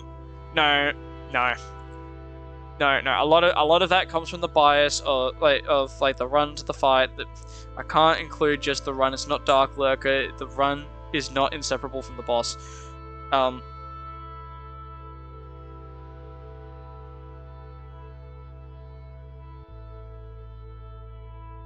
Like, it looks cooler than the Ancient Dragon and the Capra Demon. And that's all I'm gonna say. Fume Knight. Yeah, just a guy, really. But I really like the fight. Do I really? You can go down here. You can sort of chill down here. I love expired Heineken.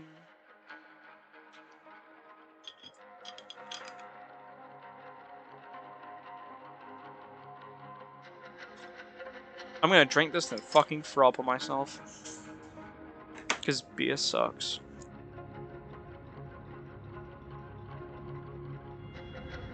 Yeah.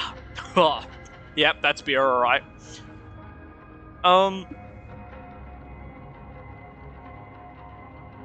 Yeah, the Fume Knight. Kind of cool looking design, but outside of that, not much else. He's like the end boss of his DLC, which is weird. He doesn't feel like an end boss. Sarah Lon feels more like the end boss for his DLC. No, you can. Like, do I say he's cool? Like, no, because he's like. Yeah, no. I think that's what I'm feeling for Fume. He doesn't feel like he's the king. He is just some dude at the bottom. Like, I don't get that same sort of like feeling of like corruption and all that like the other ones have. Yeah, he's just some dude. Sarah Lon, however, now this is an actual cool fucking fight. Again, excluding Run, because Run included would be bad. He is one of the best bosses of Dark Souls 2.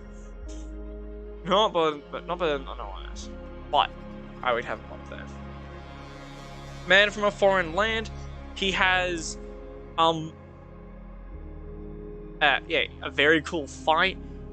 His attacks feel fair, like his speed and everything. It feels like he's challenging for Dark Souls 2 standards, but like he's not unbearable. He is strong, and I think just this little detail is more than enough. If you beat him without taking damage, he will commit seppuku. That's his like leaving animation, which is so cool, and it is worth trying to get the flawless for. I have not done it because I'm bad at Dark Souls 2, and I don't like the fucking run to him, but he is an insanely cool fight and one of the best Dark Souls 2 has to offer.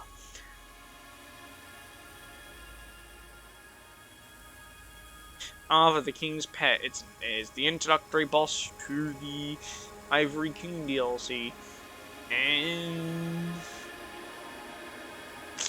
yeah, I think down here works.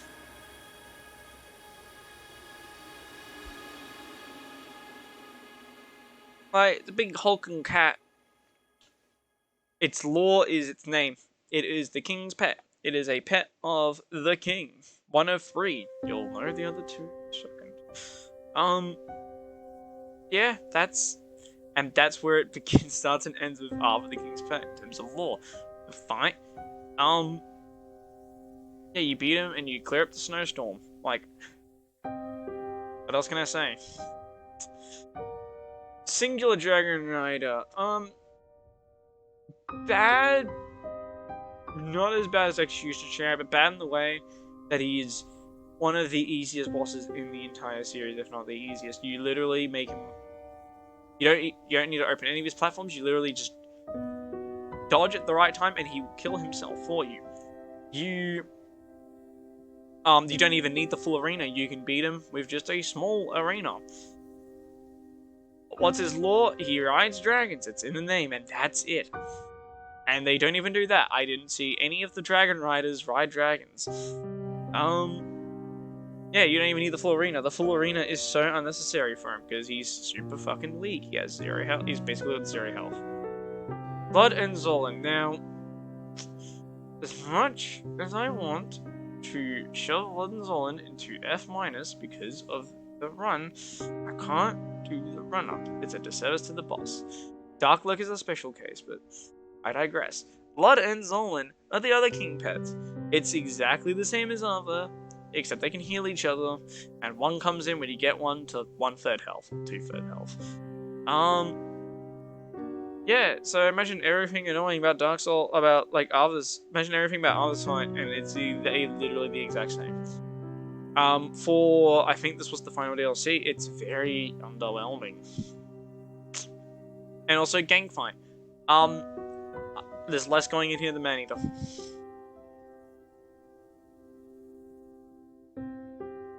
Then Ivory King. What a fucking cool fight. Ooh. I think I'll have Burnt Ivory King is probably my favorite Dark Souls 2 boss. Everything. Like the fact that you go back to the Lost Izalith, and he's still being corrupted by fucking Manus. the fact that at the beginning of the fight is a big fucking war between the 4 non-corrupted knights and endless waves of corrupted knights until the king himself comes. If you have all 4 of the knights, you'll have a knight with you to help you on the fight. Like, oh my god, it's so thematic, it's so cool. It's sick. He himself, his weapons and attacks are all, like, stellar looking.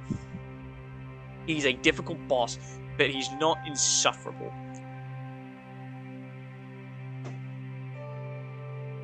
Okay, he's kind of insufferable to some extent, but I think that's why I won't put him higher. But just know that Burnt Ivory King is some of the best Dark Souls 2 has to offer. Again, notice that each DLC, Dark Souls 2 DLC, has a boss in A tier. Dark Souls 2 has good moments. It has... I'll go on to like the sort of thing. Come on. Old Dragon Slayer. You can go down here next to like Shade. No, you're even more egregious. You are so more egregious. It is Ornstein, but he's old and crinkly, and he's in the middle of nowhere, and he's got a dragon in front of him. The dragon's harder to beat than he is, and you sort of beat him immediately. What a letdown from where he was in the first game. That's all I want to say on his musty ass. Alexile Sentry. It's a dude on a bird. It has it has like a neat gimmick of as the fight goes on, the water rises higher, and then as the water rises higher, like you become unable to dodge, or it's a race against time. The boss has so little health, and it's so easy that, yeah, you will just be able to like beat him before the water rising becomes a challenge. Belfry Gargoyles. Now, wow, Dark Souls 2 is filling a lot of this up. I don't know why we show off Belfry Gargoyles. You can go next to the old old Dragon Slayer. Actually, no, Blues Mastery is worse than fucking old Dragon Slayer. But yeah, Belfry Gargoyles. It's the gargoyles, but there's more of them. It's that. Ruin Sentinels. Fuck, I want to shove you in F minus so fucking bad, but you can go in here. You're gonna go at the bottom of F. As far this was almost the filter that stopped me from enjoying the rest of FromSoft's games, because there's 3 of them, and your first fight is on this small platform. If you fall from this platform, you'll be fighting all 3 at once, and you will most certainly be killed at the point in the game where you have to fight the Ruined Sentinels. Anyway. They are unnecessarily brutal for where they are in the game, especially for newer players, which I was. Having to fight 3 of them, like, you're going to be fighting pretty much 2 of them on the floor by yourself.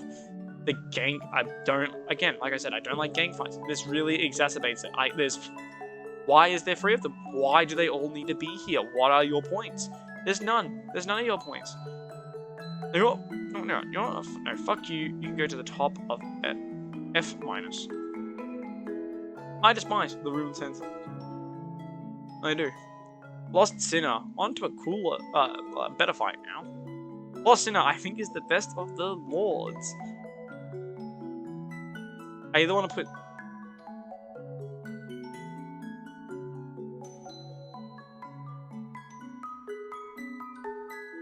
Now, you know what? For some reason, Lost Sinner really just tickles my autism.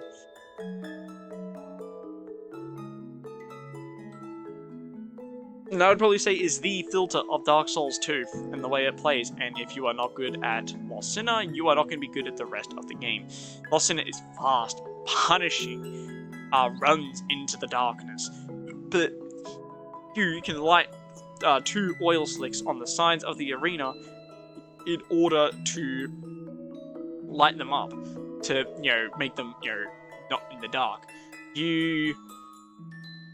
The attacks, again, fast and punishing.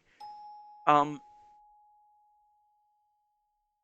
it may feel unfair, but the Lost Sinner is completely fair once you actually get the hang of the fight. It has spectacle. There's a small amount of spectacle to it. The design is, again, it just tickles me somewhere. The boss arena is very suited as well. It's meant to be a derelict, forgotten, abandoned jail cell.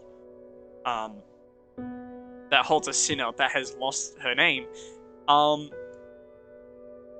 it does that. It's meant to be this abandoned fucking, like, just jail. And then you take the light back into the arena. Oh, it's so cool. So cool. And to wrap off Dark Souls 2 on a low note, the Royal Rat Vanguard. It's a bunch of rats in a room. But it doesn't even have the coolness factor. No, Blue Smelter is slightly more forgivable. It is a bunch of rats in a room. That's all it is. The rats don't do anything particularly different. It's poison. As we can see, Dark Souls 2 really took a lot of the slots, of like the bottom slots. Out of, I think, the like 42 bosses, Demon Dark Souls 2 has 1, 2, 3, 4, 5, 6, 7, 8, 9, 10, 11, 12. Over a quarter of the bosses in Dark Souls 2 are some of the worst bosses ever made. And while Dark Souls 2 does have its good points, each of the bosses in the DLCs, each of the stellar bosses in the DLCs are certainly worth playing the DLCs for. Whether it be the Spectacle of the Burnt Ivory King, the epic fight against Sin, or like the duel against Sir Alon. All of them worthy of playing each of their individual DLCs. The main game has its good fights, whether it be the Lost Sinner and like all its sort of aesthetic to it. The Looking Glass Knight, and oh my god, how clean that fight is, like looks and feels. Or like Velstadt. He's just that guy. Yeah, it has its good moments, but I think the bottom tier really exacerbates like shows. Like, and if you include the F tier on top of the 12 that's in the bottom, like 1, 2. I had to just double check and make sure I wasn't tabbed.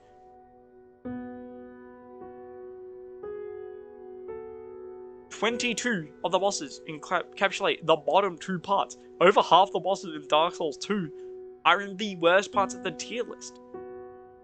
Because either they're basic or they're easy. Like, they're too basic, they're too easy. They're repeat bosses or just bunches of enemies in a room. Or in the case of something like Dark Lurker, one of the most insufferable runs-up, copy-pastes of previous enemies. Dark Souls 2 is a bloated game that did not need all of this. You could remove the Royal Rat Authority, Vanguard, Dark Lurker, Twin Dragon Riders, Covertus Demon, Smelter, Ancient Dragon, the Grave Robbers. You could remove all of them, and the game would only improve from it. It would make it feel less bloated. Like, why do we need the old Dragon Slayer? Why do we need the Belfry Gargoyles? Why was the Executioner's Chariot needed? Like, I can understand one Dragon Rider, but 2? And they're in the endgame area, but they don't have much more health. Repeat area, like, bosses, it's just so... It's tiring. And the game is unfun to play as well. Again, I played Scholars, so if I played the original, maybe my opinions on the bosses would dramatically change. I feel like that's the case, but I'm not doing that anytime soon.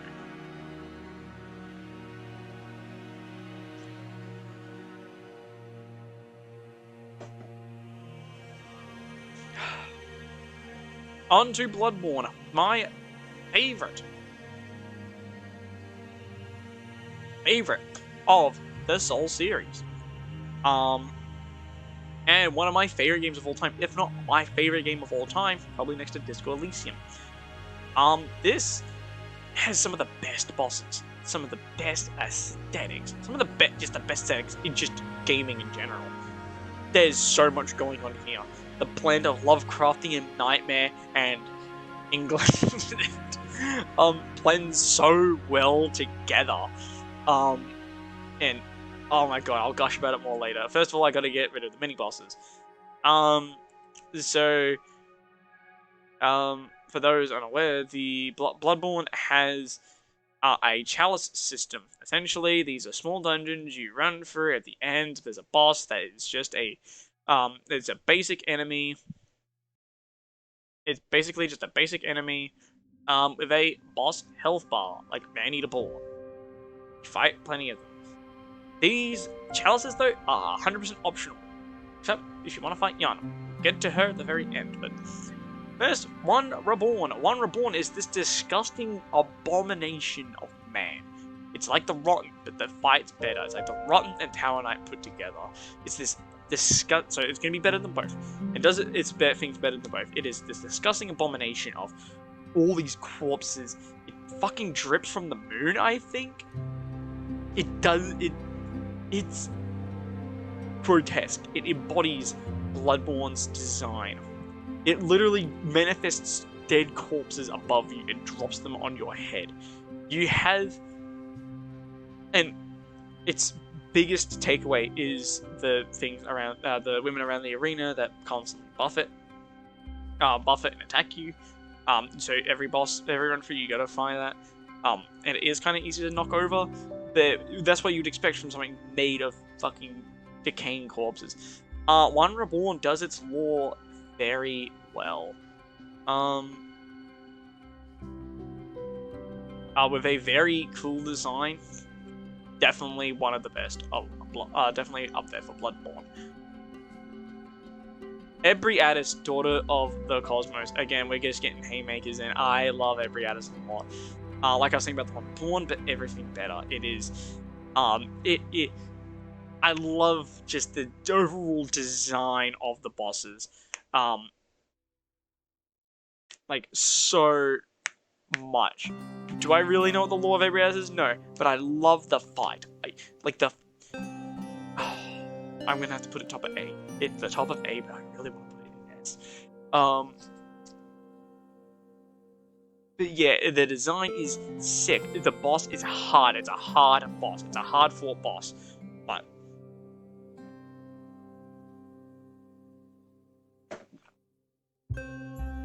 yeah. Ugh. Beer. Awful. Bad even. Yeah, Ebriatis is insanely strong. No,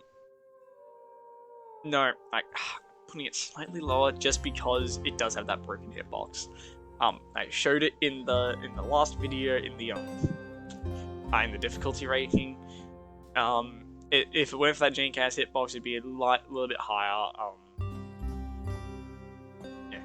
Micolash, Host of the Nightmare. Now we're gonna go for a bit of a stinker. Micolash, it's kind of like the better Chaos of Bloodborne in a way. He has one-hit attacks. He has a small-ass arena. You find him in the small box room where he uses a Call Beyond. I remember what they've called taggers now. He uses a Call Beyond and it kills you instantly because the room is too small. The beginning part of the fight is a chase for a labyrinth. I think that is kind of cool. Overall, I like him slightly better than the better Chaos. That is not saying much. Actually, I put him higher. Joke. Put him higher than.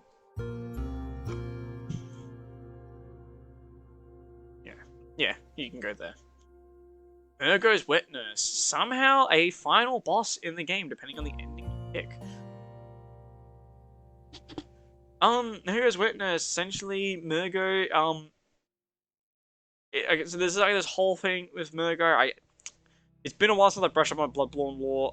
There's gonna be a hell of a lot more egregious in Sekiro. There's gonna be so much more fucking egregious in Sekiro. Yeah, so Murgo is, I think the child of Yharnam. This is the Witness who's supposed to, protect the child. I think this is where you get an umbilical cord as well for the final encounter. But the actual fight against the Witness is very it's very nice. The arena is whatever, it's a standard arena, but I think I'll put... yeah, I think I...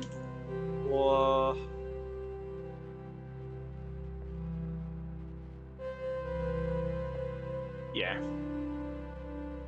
Amygdala, speaking of horrific designs, a design can carry you a fair way, and that's what's happening with Amygdala, or Amygdala, or however you want to pronounce it.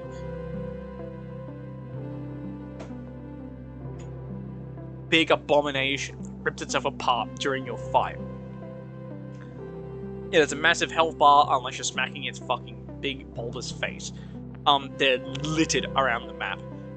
Just to gush about the amygdala in general, you see it everywhere on the map, but not immediately. Once you get, I think it's like 35 insight, you'll start seeing like their outlines. Like you know they're there, and then like when you think after you beat Mikolash, it's completely revealed and like like after you beat Rom, I think it is, it's completely revealed. And they're fucking everywhere, and they're giving people insanity, and oh my god, like, it's so fucking cool. The one you fight, however, is not any of those, but they're all the same in the end, so I had to include it in its lore, and oh... Fuck...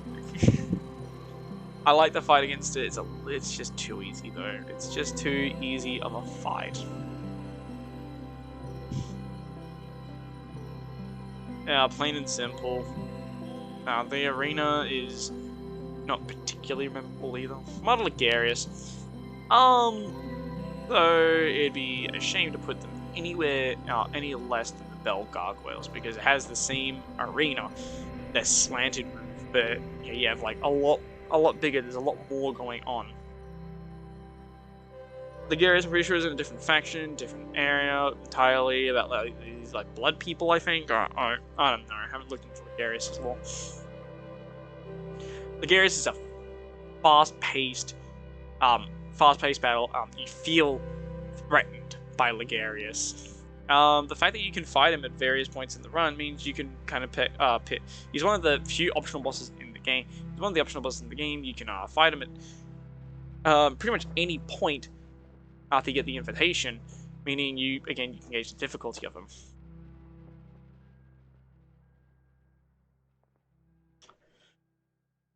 Yeah, I don't have too much else to say. I like Model Ligarius. Gehrman, the First Hunter.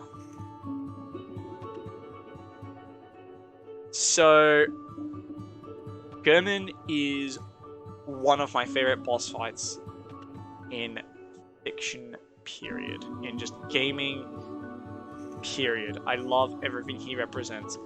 The First Hunter, the first one to battle the nightmares and to become subservient to the moon presence, guides hunters out, but makes it so they don't suffer the same fate. Once they get to his same point, he gives them the option: run away with your sanity intact, or I have to kill you because you don't know what you're messing with. And everything he does is purely sacrificial. He stays so no one else falls victim to the moon presence. Like, he is there as meant to be the final stopping point. He is the strongest hunter you can fight in the game, next to another DLC boss we'll get to very soon. I love everything about him. I love the arena. The arena is slanted and there's like enough there. The overall aesthetic of it, where it's got all the grays of all the other hunters that he's presumably had to put down or have died around him. Again, it's the fact that you are with him, like he's with you every step of the way. He is there at the very beginning and he is there at the very end. And again, one of your, like I was saying with how Murgo's Witness is a final battle.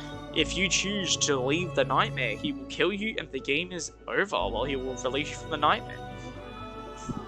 Or you ignore his warning and you beat him. And then if you don't have the umbilical cords, you succumb to the moon presence. You lose to, you think you're stronger than him, and then you fall to the nightmare all the same, and you become the next Gehrman. He is fucking amazing in terms of boss. He is strong enough that it feels like a proper right challenge for the end of the game. But he also has enough counters that it doesn't feel unfair.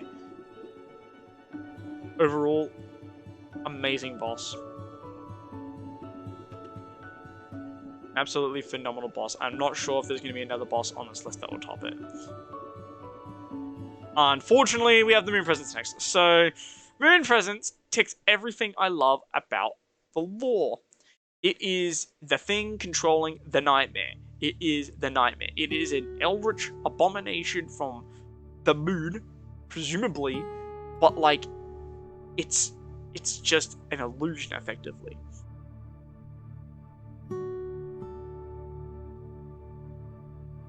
Because once you beat the moon presence, you presumably take its spot and become an elder god yourself. Like a god yourself. It's got a sick-ass design. It is the culmination of all of the sort of body horror that you've been seeing. And then it drops the ball in the actual fight itself. It fights like any other beast that you've fought. It's much easier than Gehrman. Like I was saying, it fights like any other beast. It has one attack, which lowers your max HP to 1 for a period of time. But it has such a one, but it stays still for so long, you can just wail on him and probably finish the fight.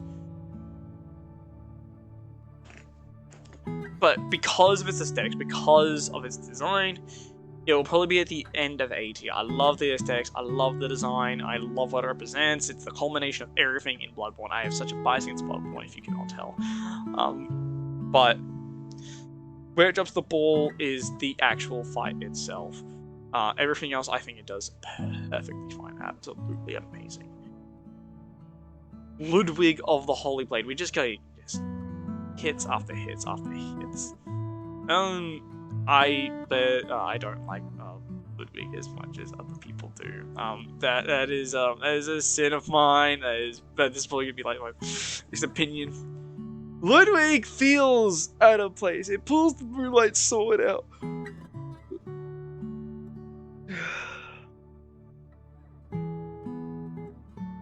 Again, this is probably my lack of lore, like knowledge of like old hunters showing.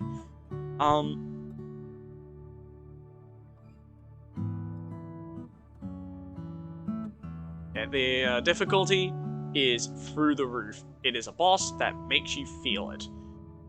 Very strong boss. Design, grotesque and abomination. That's exactly what I want from Bloodborne.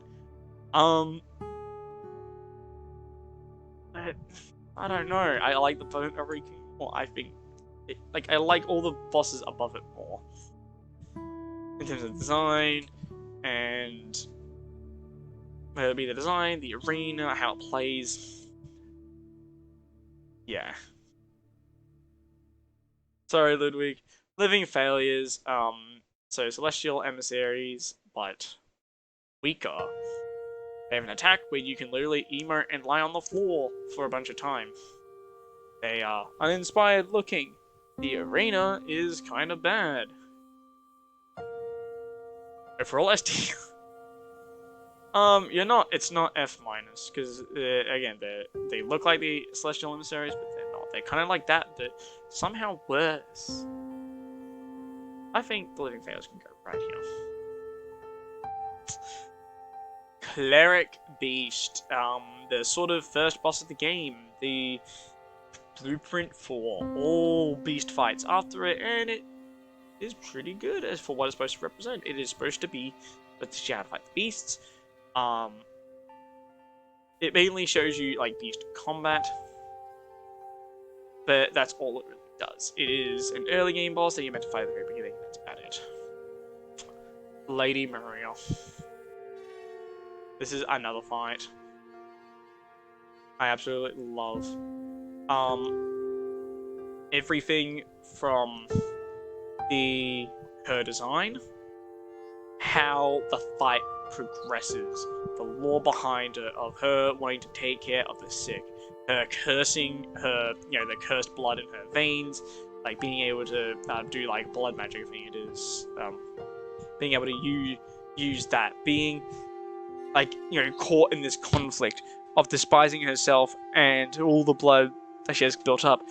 And it really shows that when you're fighting her, she doesn't use it in the beginning. It's only later in the fight that she realizes that in order to protect what she wants to do, she has to use the thing she despises the most in order to beat you. That's how big of a threat she sees you as.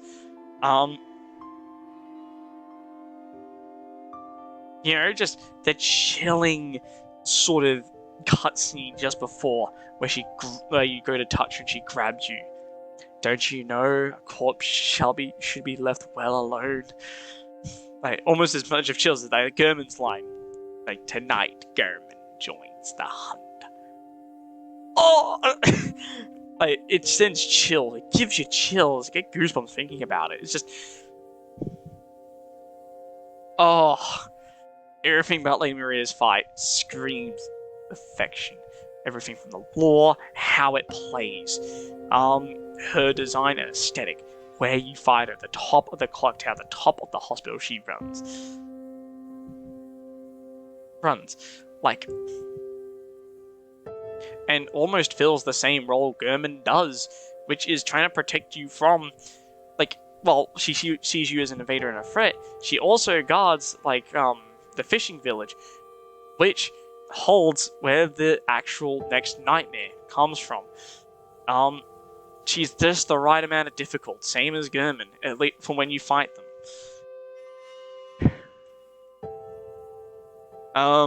Again, I can gush about Bloodborne for so long. I love everything from the aesthetics, the gameplay.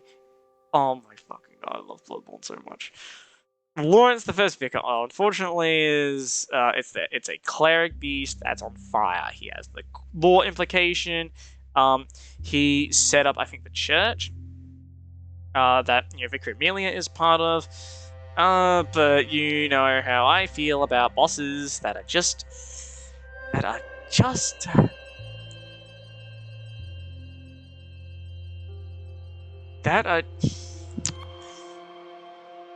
I can't have it higher than the actual cleric beast. I didn't move anything. But purely designed, the fight, it does branch off in the second half. His body, like the bottom half of his body breaks down, fire starts going everywhere as he's crawling around. No, you know, there's enough separation even if he is just thing on fire.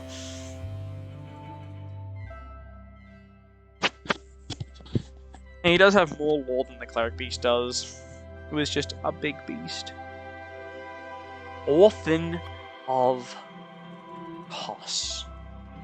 Kos? Or perhaps Cosm? Is,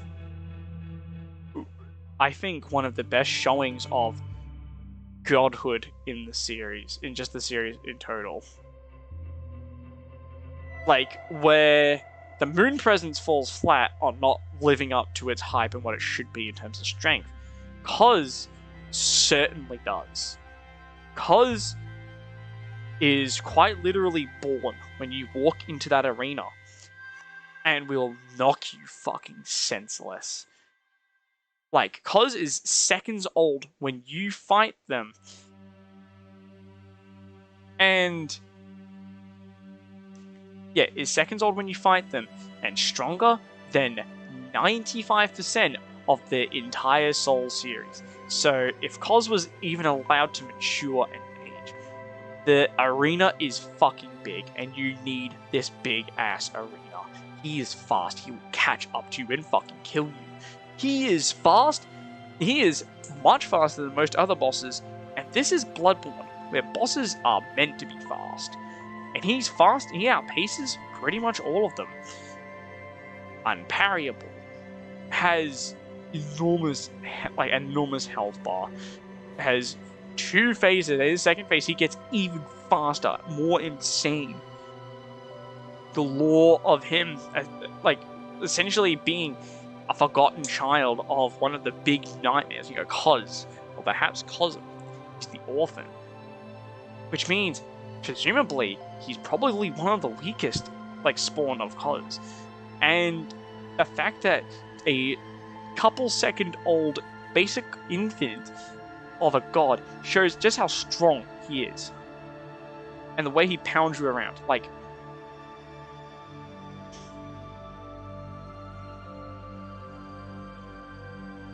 No, you know what? I'm gonna put Orphan of Kos at the top. And yeah, my Bloodborne bias really is showing, but oh my god, they're so cool. And the Orphan of Kos has this uncanny design about him. He looks intimidating. It's a basic design. It's super uncanny. It's humanoid, but it's not really. Like, it looks human, but you can very much tell it's not.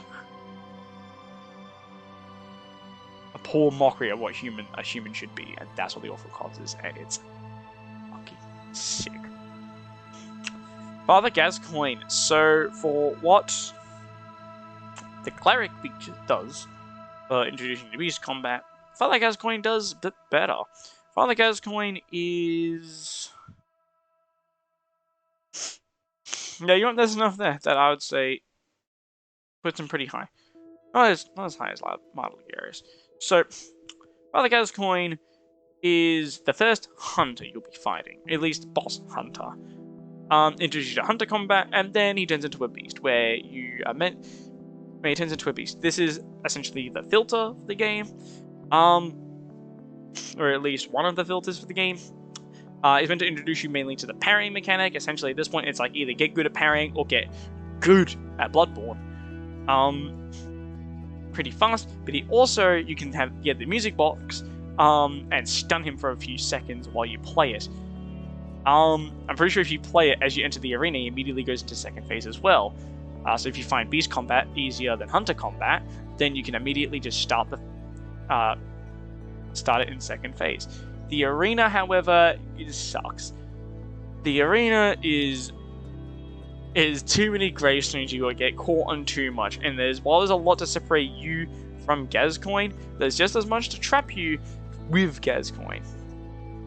I can't aim too high. That arena just holds it back. Blood-starved beast, essentially just a beast that's blood-starved and it's in a cathedral somewhere. Again, they can't all be hits in Bloodborne, can they? Vicar Amelia, belted the fuck out of me. I'd say it's probably the definitive sort of filter for the game. Nice difficulty. Filtered me for 6 months. Not that I was playing the game for 6 months, I just stopped playing entirely. I'm glad I picked it back up because, oh my god. Hold this. It was a small place in my heart. Holds a small place in my heart. No, you know, I think I'm gonna put Negika like, yeah. And there's like nothing. Negika's a nothing boss. Witch of Hemwick. What a disappointment. Basically, it's 2 basic enemies, and it spawns enemies, and then those enemies don't even fight back, so what's the fucking point? I said, for as much of the top end as Bloodborne has, it does have its bads as well. And the Witch of Hemwick are one of them. The fact that gimmick doesn't even work half the time, as what they spawn in doesn't even really seem interested in fighting you more often than not. Why? Why even bother summoning the fucking thing? It's a slow fight where you gotta find the invisible witch, you find her, then you beat her up, and then she disappears, then a second one spawns in, and if you take too long killing the second one after the first one spawns back in. Like, that's all it is. It's boring. It's a nothing fight. Dark Beast Peril. Another one that's going to be going around here. Essentially, it's another DPS test, like the Four Kings, on a less cool body and, you know, lore. Essentially, it is quite literally, can you knock it down? Yes, you win. You don't? Ooh, sorry to hear about that. That's all it comes down to. It's got lightning, looks cool, that's about it. Shadows Yharnam. A gank fight. And that's all I really need to say. But seriously, it's 3 enemies. They do some neat looking attacks. They've got like the big snake summons, but it doesn't really do much for me. No. Yeah. I don't really have much to say about the Shadows of Yharnam. The arena kind of sucks as well. Rom, one of the cleanest looking arenas in the series. with the striking moon in the background, the fact you gotta fall into the lake, and then you sort of like reverse fall back up. Oh my god! Unfortunately, that's where it begins and ends. ROM, essentially what ROM is, it's the spider, it holds up the moon. It's one of the things that keeps the moon presence at bay. I'm gonna move moon presence back. Fucking boring ass fire. ROM, and yeah, it's got the lore, it's got the aesthetic, the design. ROM itself isn't interested in fighting, but that's mainly because ROM isn't really a fighter. ROM is just there to hold the moon up. Not really meant to fight. That's why he summons so many spiders. And that's really fucking annoying. Those spiders do gargantuan amounts of damage for some ungodly reason. It is insane how much damage they can just output out of nowhere. Oh, I've got so much. Oh my god.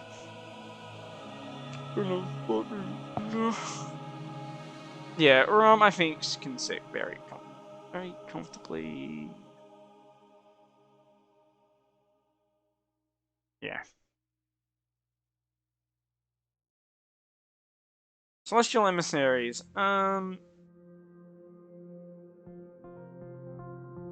Just a bunch of guys. You can go next to Living Failures. Actually, no, I like your design more than the Phalanx. Just a bunch of silly little guys. You find the one at the back, smack it a bunch, beat the boss, easy. It's a very easy boss, it's just a small gate between a much better boss, Abriatus. And the final boss for Bloodborne, Yharnam. Yharnam is kind of like Dark Lurker in you have to have the run pretty much conjoined with her. Because she's not just a standard boss you can go to, you have to do a lot. The pre-mentioned Chalice bosses. The Chalice dungeons you have to go through, you have to get a certain amount and combination of blood in order to be able to go to the Yharnam's Chalice and room, and then you fight her, and I can't remember a damn thing. And I'm pretty sure not a lot of people even know Yharnam exists as a boss, because of the amount of bullshit you need to go to get to her. Just for that alone, it holds it back. I think design-wise you see her a lot, and so I think, you know, that would also confuse people that you see her so much. But where is she? What does she do? What is she? And yeah, a lot of people won't get that because no one wants to go through the fucking Chalice dungeons to get to her. She's got some cool looking attacks, kind of like the whole blood thing, but that's about it. Overall, Bloodborne is my favorite entry in the series. I love Bloodborne to fucking bits. Again, one of my top 2 games of all time, pretty much right next to Disco Elysium. Everything from the gameplay appeals to me so much. I love the trading. The bosses are grotesque abominations.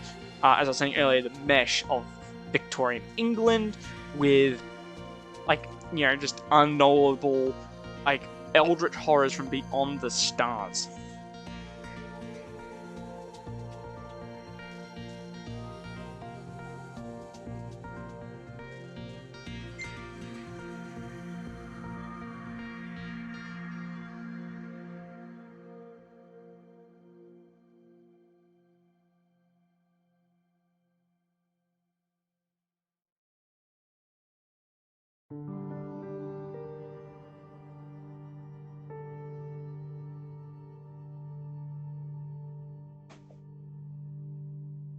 On to Dark Souls 3.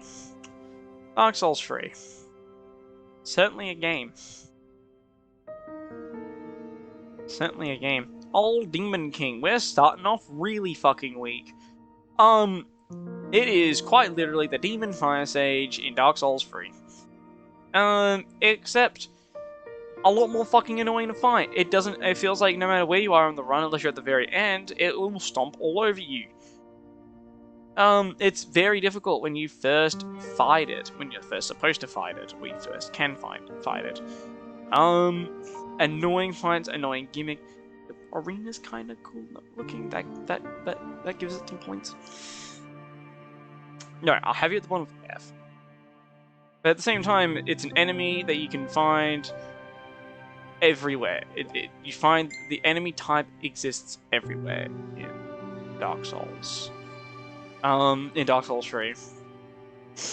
And the only difference is this one is on fire. And for that, very weak start for Dark Souls 3. Pontiff Sullivan. Now for something different, a good fight.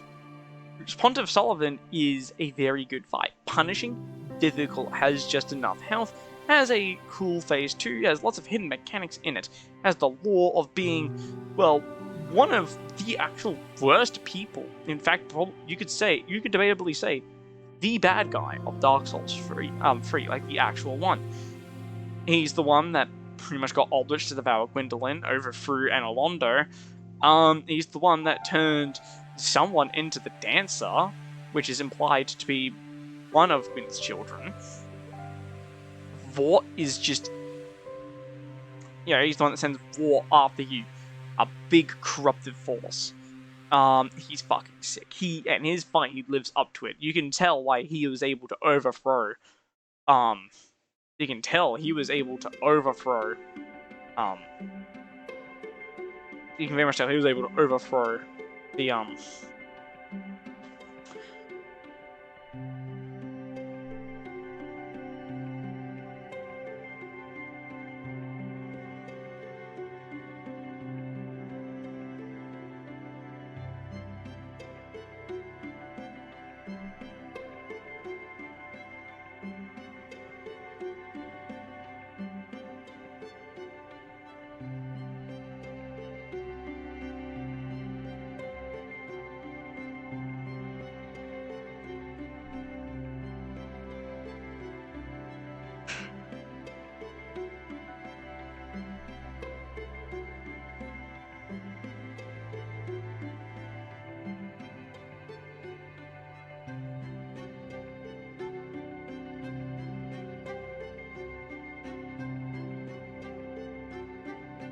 Sorry, I'm back.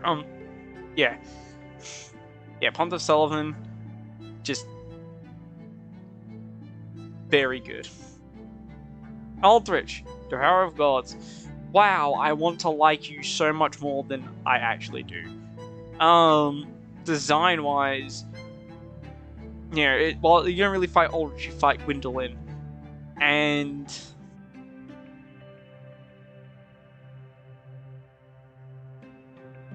it's Gwyndolin. It was one of the Lords of Cinder from the game, one of the bigs, and probably the weakest out of all of them.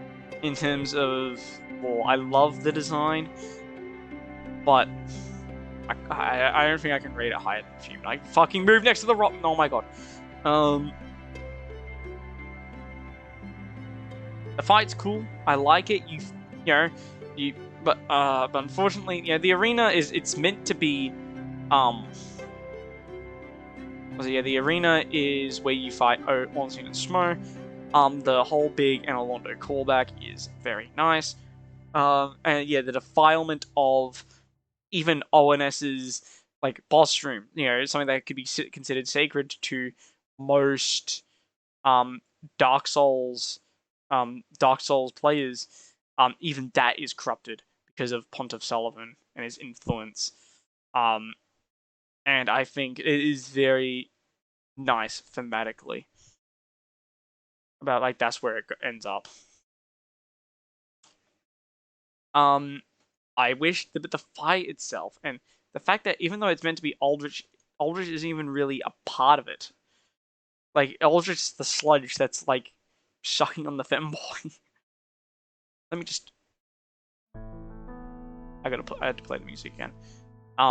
That's all. Yeah.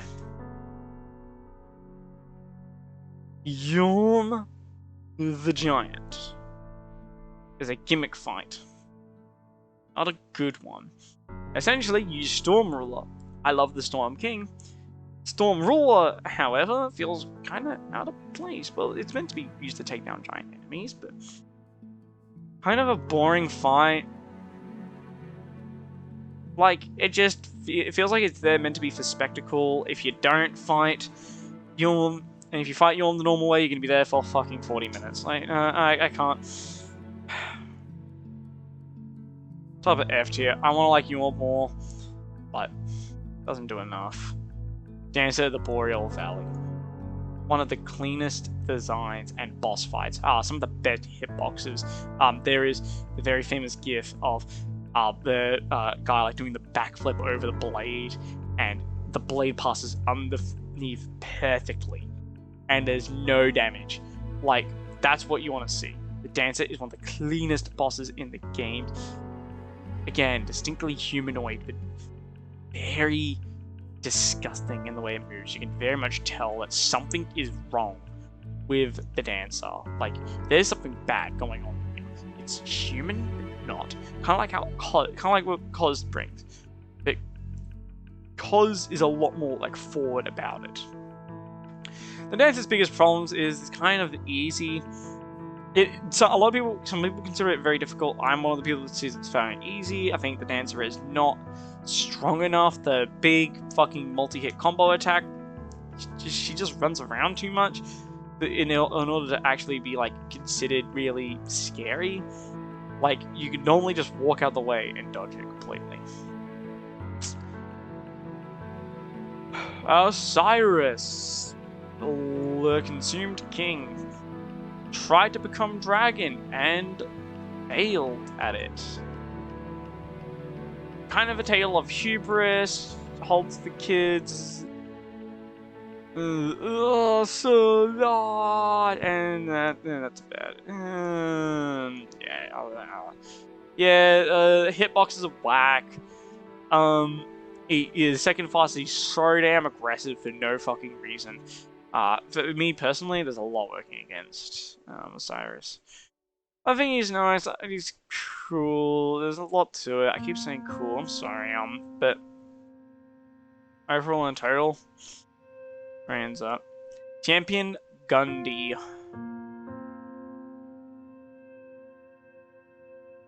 I really like the Champion Gungnir fight. I really like the Champion Gungnir fight. Man, I'm putting all these above Ludwig. I'm gonna kill. This is my hottest take yet. Ludwig's not even a top 10 boss in Souls. Dark Souls 2 is a better boss than it. But I really, really love the Champion Gungnir fight. It feels like the perfect rematch. You know, I say I don't like repeat bosses, but this is a last giant Lord scenario, where you go in the past and you fight them at their prime, and then when you see them in the future as, you know, their like weaker modern day self as the tutorial first boss, they recognize you and, you know, like spurg out. Champion Gungnir though is so much cooler. Is so much better of a fight than Giant Lord. He is fast. He punishes you. You need to be on your toes. He will push you to your limits. But he's also a fight that is insanely fair. Outside of when he does like fucking like 160, you know, like point turns and then proceeds to fucking punt you in the head. That's not cool. But he will put you to your mettle and he will test you. One of the few optional bosses in Dark Souls 3, and he certainly shows why. Why he is. Dragon Slayer armor. Run, another weakish boss. I think the fight's cool, but it doesn't do anything for me. Yeah, just some like armor. Lothric, Younger Prince. Dark Souls 3 has a lot of good high-end bosses. Lothric is essentially the main, I guess you could say, villain in a way.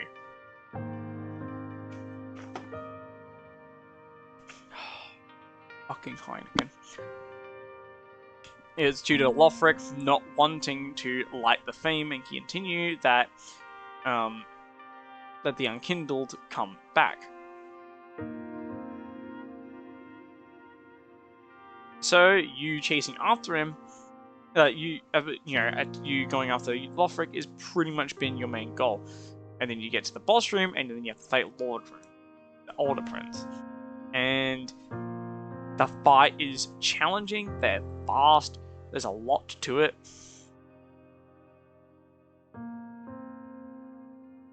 And I think that this is an example of a good tank fight.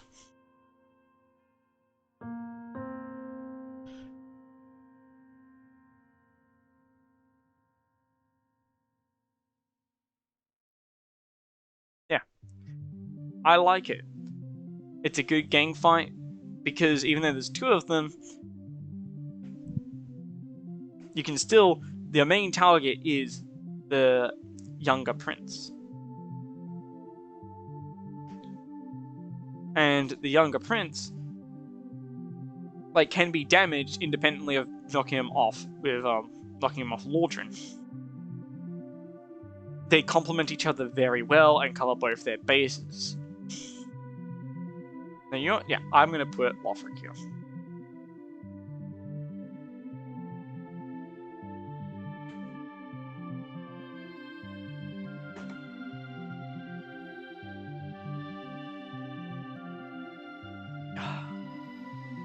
Lothric is, I think, one of the best showings of Dark Souls. Everything from the lore, how the fight's played out, stellar. Ancient Wyvern, no, that's a fucking famous boss. A gimmick fight, with a boring boss, because you see that boss, like, earlier in the DLC, but slightly smaller, but you have to fight proper. And then... where does it go? How much is it? It's on the higher end. Because it's pretty much its arena. It pretty much is just its arena, you run around, plunge attack, you're done in a minute. It's nothing. There's nothing here. It's a nothing fight. But next Gundyr, definitely one of the better intro fights to the game. You get a lot of punish in on that first attempt to make new players, well, feel stronger, to give you a head start advantage. But that second phase, oh boy, that second phase. Yeah, it really amps up in terms of its showing. The fact that it even ties back again with the champion Gundyr, how you beat its ass in the past, except doesn't really have the sort of like giant last giant lord type duo to it, even if there is a little bit more happening with it. I like Undex Gundyr. It is a really good tutorial boss, especially showing of Dark Souls 3. Nameless King. Any less than A is absolutely criminal for the Nameless King. One of the hardest fights in Dark Souls 3. Baby game, by the way. The OST, I have to point out, is beautiful. It's a powerful OST. Like, it is powerful. Like, the chorus ramps up, it ramps up instantly. It makes you feel like you are fighting you are fighting a fucking boss.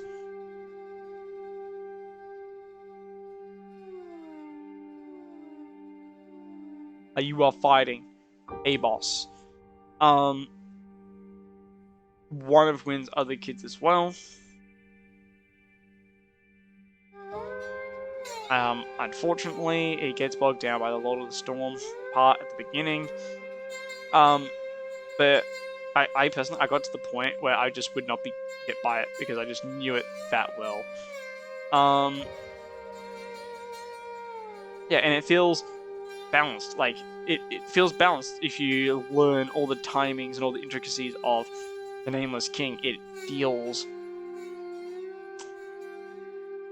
it just all feels right with the Nameless King. They're definitely one of the best bosses of the Dark Souls series. Well, just the series in general. And punished the fucking shit out of me when I first fought it. It took me the better part of a day. Soul of Cinder, speaking of very good fights, another boss that is less than A is criminal. On the lower end of A, though.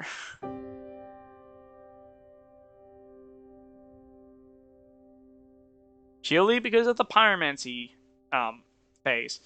So the Soul of Cinder is meant to be sort of a combination of everyone who has ever lit the flame, who has kept the flame going. It is the combination of all of them, and it all comes to a head at the very end, with its switching fighting styles to show the different types of people that would have beaten it, whether it be someone with a pole arm, someone with that's with pyromancies, that person's cringe.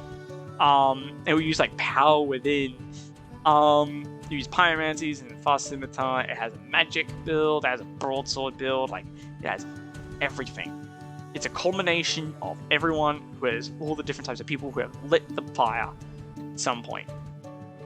And then we have the second phase of it, which is meant to be it channeling Gwyn himself. Channels Gwyn himself. And the OST changes into sort of a remix of Gwyn's original theme. Absolutely just phenomenal design. And absolutely criminal to have like lower. And I think a lot of people disregard Soul of Cinder, and yeah, I don't really like the pyromancy part either, but I think the rest of the fight is absolutely beautiful. The arena is so pretty.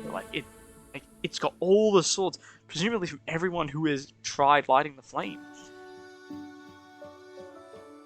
There's a lot. You've got like the bleeding sort of like sun in the background. Just oh my god, fuck me now. Champion Gravetender's Wolf. What an F-. Oh my god. One of the 2 fucking fights in the DLC, and it bombs ass. How does it do it? It is insanely fucking obnoxious. It's a dude and a big fucking wolf. And somehow it's the most obnoxious fucking combination you'll ever see in your life.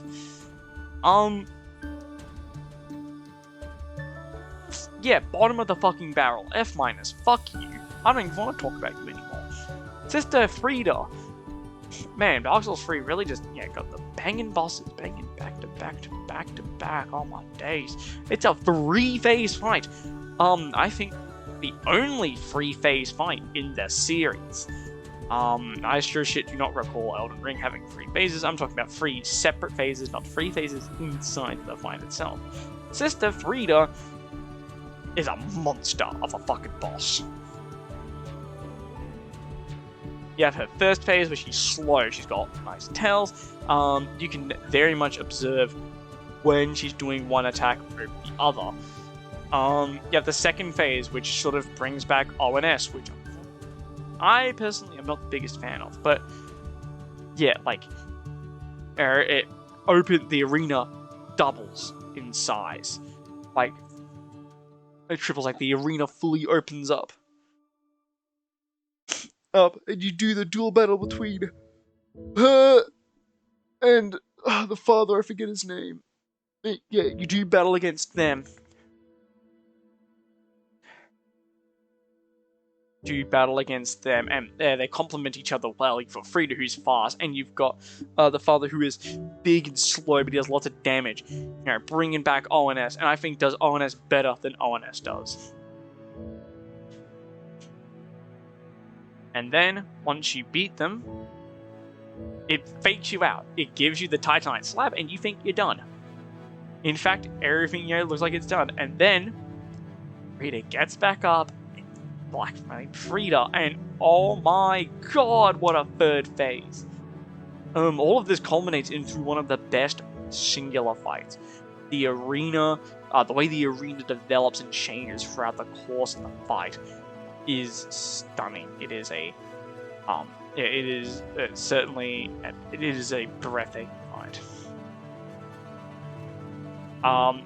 Just the right amount of difficulty as well. That first phase, once you get the hang of it, like once you know the tells, you know which way she's dodging and how she's doing it, like you can get good at it.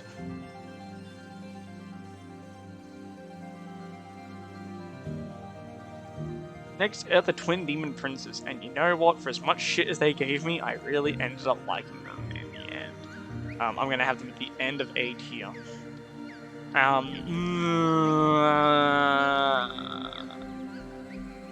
you know what? No, they're gonna be like, yeah. I ended up liking them a lot more. It feels big, like a big, chaotic fight.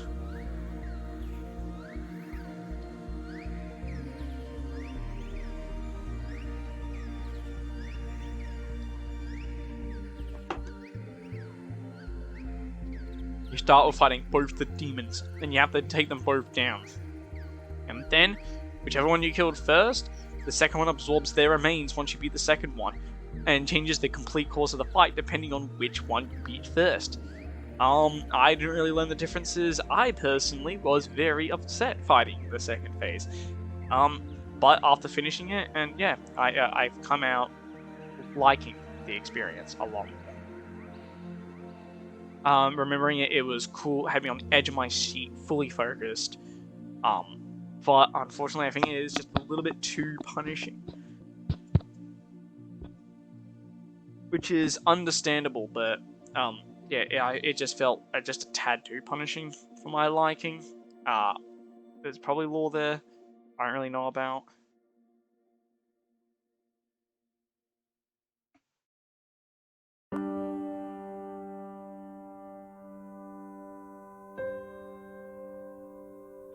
Half-Line Spear at the Church, it is an NPC summon fight, and it is pretty much nothing. It's another nothing fight. I don't really have anything to say about it.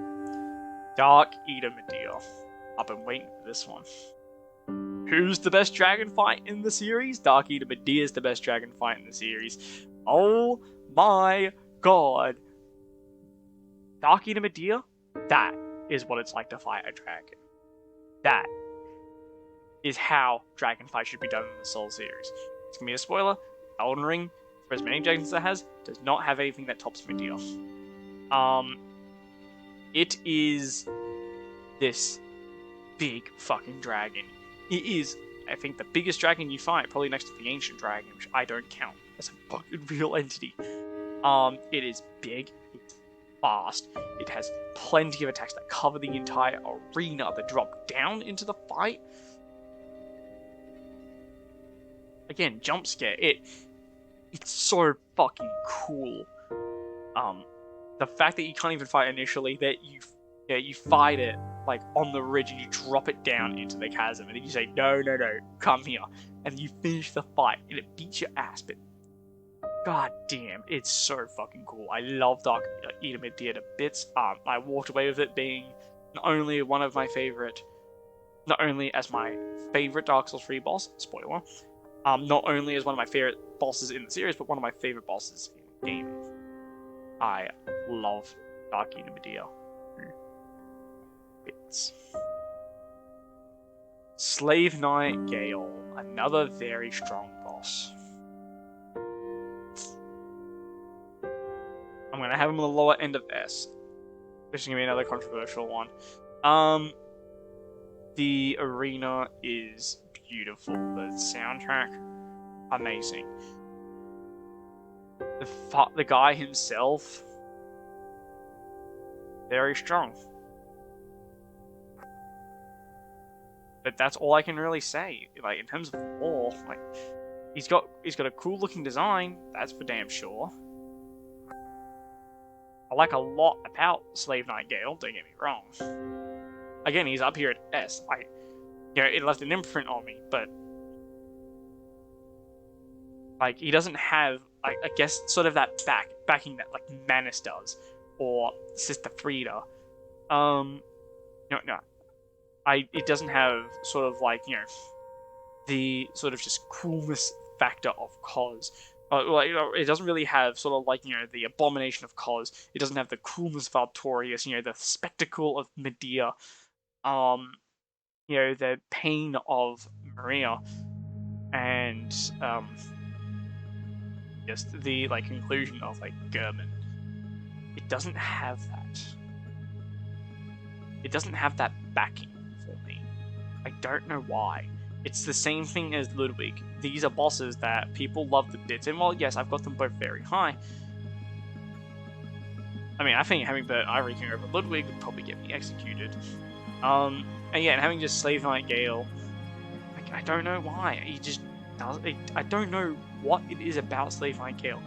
I love the arena, though. Like, it's massive. It's this huge fucking arena, and he will, like a rabid dog, chase you around it.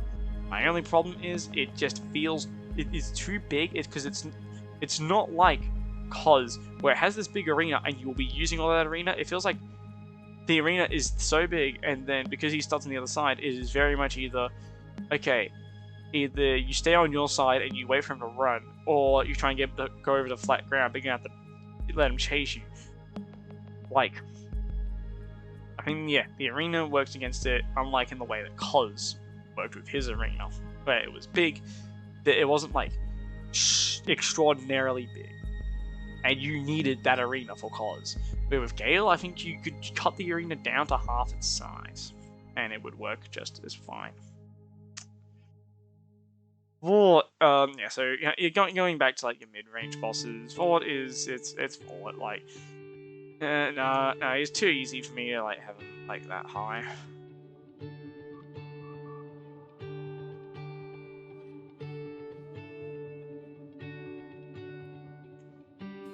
It's just a problem with Dark Souls 3 in general. It's just too easy. Vort, I feel, is much of a nothing boss.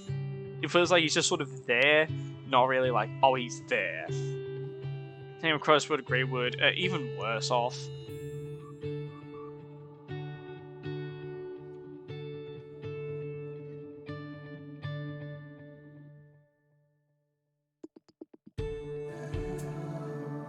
It's like disgusting looking in all the wrong ways. It's half a gank fight, but not really. It's confusing. It's a confusing mess of a fight. I don't have really anything to talk about with it. Crystal Sage is much the same.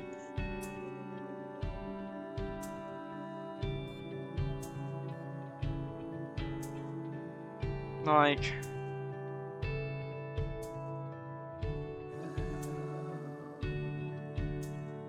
again, like in terms of like the fight, the arena, all of that, it's very like whatever. It's a very like, this boss exists type thing.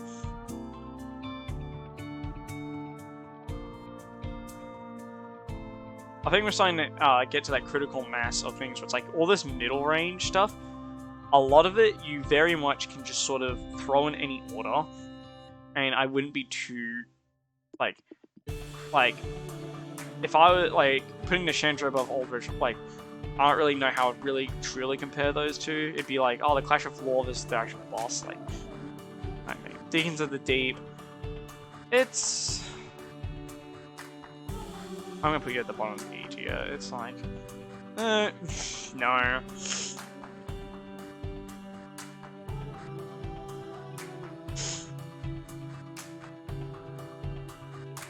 Nah, it's in Prowling Magus. Slightly better. It's a bunch of basic mob enemies in a room. They can inflict curse. It's got the spirit changing thing. Have high DPS. You don't even need high DPS. Yeah, it's. I don't think much talking about Abyss Watchers.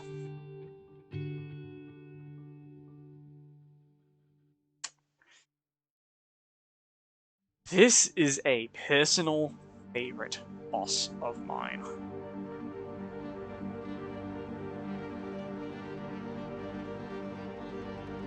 I really love the Abyss Watchers. Everything from their lore, everything. Some of the lore, the design, the arena, the boss fight, how it plays out. All of it works insanely well. It all works insanely well for the Abyss Watchers. Unfortunately, it sort of starts to tank when it's a very easy boss, and that's its biggest downfall. If they just had more health, when you fight them in the game, if you are experienced enough, you will just breeze over them. They've got too little health, too easy to stagger and knock over. But outside of that, everything else is absolutely phenomenal. And 10 out of 10. I love the Abyss Watchers to death. And ending it on a Mika and High Lord Wolnir. You, my friend, can go next to the Ceaseless Chest Challenge. It's a gimmick fight. You smash the bracelets, he disappears into the void. Done. Don't know any of his lore, he's not relevant, he doesn't fucking matter, he's just sort of there. He's sort of, you gotta fight him to get to Analondo. Next is Sekiro. I'm gonna be shoving the Sekiro mini-bosses into the mini-boss section.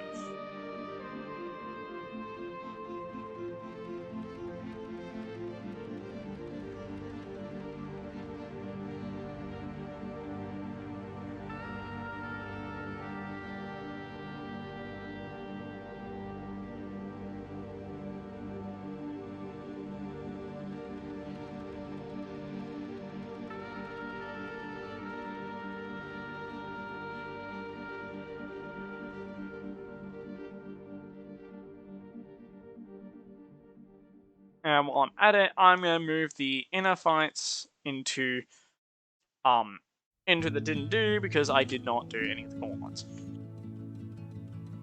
Corrupted Monk. I remember you being a gigantic pain in the ass to fight. With a very cheesable first phase, a second phase that I think was also kind of cheesable as well, and then like an annoying third phase. Just very forgettable fight. Have a lot more going on you than everything, you'd be the top of the death. Divine Dragon is a gimmick fight, but one that aesthetics and lore is so cool that it actually lifts it very high. Divine Dragon, essentially you just need to get the dragon's tear. It's not something you actually can kill. It's a boss you don't kill. It's very simple. Because while Wolnir fails, as in it's boring and a slog, Divine Dragon is a cool spectacle. Yeah, and I think I'd be remiss to not put it pretty high. I think a little bit more could have been done, like there could be a little bit more happening with it, but it's a very cool fight. And it's meant to be showing more respect to the dragon, like, you know, putting it down, you know, and the dragon in turn respecting you for being able to, like, get it to the floor. Owl Father. So that is Owl when you find him in your memory.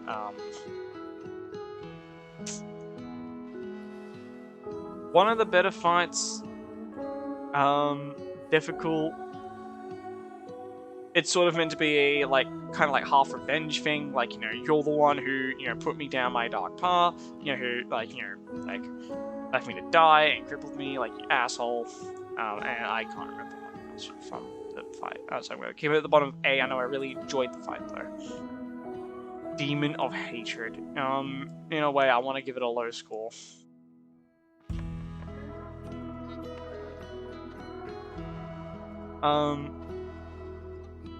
The law of someone having to be, like, of it becoming, someone has to become the Ashura, become a demon. And if it's not you, it is the other swordsmith that's around. You know what? No. It's big, it's fast, it does not belong in Sekiro. It's something completely out of Dark Souls 3. And I think that really works for it. It's this big, strong Hulken monstrosity.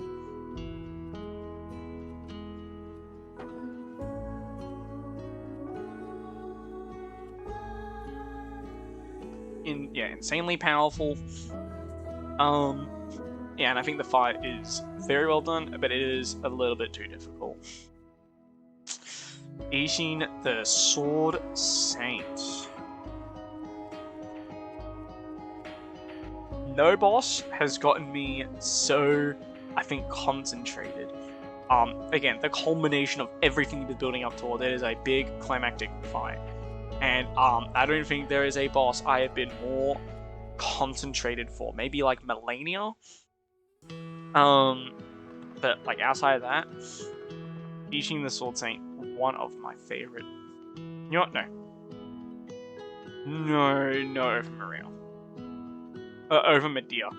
Ishin is a absolutely phenomenal fight. Score, the OST, everything is working with it. It's a fight, yeah, like I was saying, like everything works with everything works with the fight. It is insanely, like, he's insanely hard, but he feels like justifiable for his strength. He is one of the, like, yeah, coolest, and needs lots of concentration. You fight him in the field where it all began in the game, and that field looks beautiful. It's an absolutely beautiful, like, breathtaking sort of arena, and what better place to finish it all? I mean, I'm gonna fucking blast through Elden Ring because holy fuck, Lois.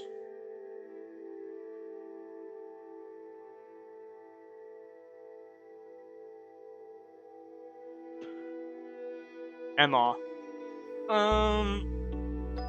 They're a little heavy. Essentially, Emma takes it upon herself to kill you, like to put you down after you decide to go the Ashura route. The fight itself, she feels as strong as she needs to be. She is strong, but very clearly not stronger than you. And it really does show. Genichiro, Way of Tomoe. This is what I classified as. So I have to reclassify them. Also, Genichiro Shina, I'm going to put at the top of F. Mainly because he's a fight you're meant to lose, but you can beat him. It's very. No, I'm going to put him at the head of E. Just now. Way of Tomoe is what is him when you fight him at the top of the tower. And it's a good fight, but it's more of a fight to show off what you can do. I think actually having Genichiro here, like, again, here, it's more of a way to show off what you can do. It's meant to be this long-awaited rematch you have against him at the very beginning of the game. It marks the midway point of the game. He does some cool moves, you do some cool moves. Yeah. Yobu Oniwa. Yeah, for as much as people like him.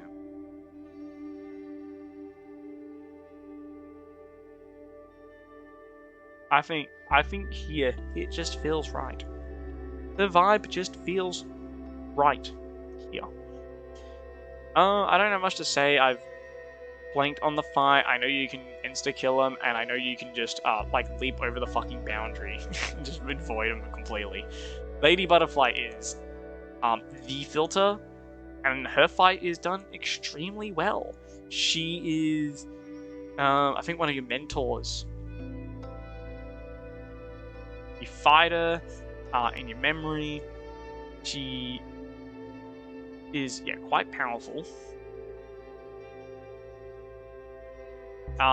Teaches you, like how to, obviously, using your snapping seeds in order to break free from her illusion. Punishes you for over-committing and punishing. Very good filter boss. Game. Folding screen monkeys, gimmick fight. It's a gimmick fight that goes between...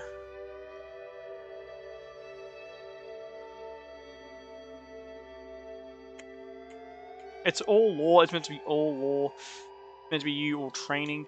But it is annoying. It is quick at best, annoying at worst. Insanely annoying at worst.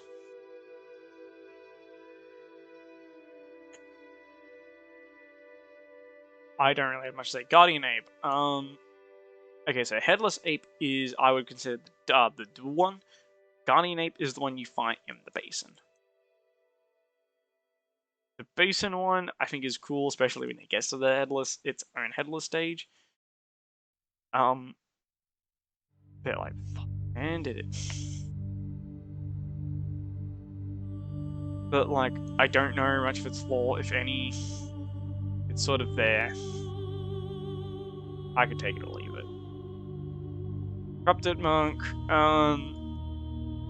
It's another sort of tutorial boss. Like each boss in Sekiro is meant to, make you evolve and learn more and learn different things, and teach you different mechanics.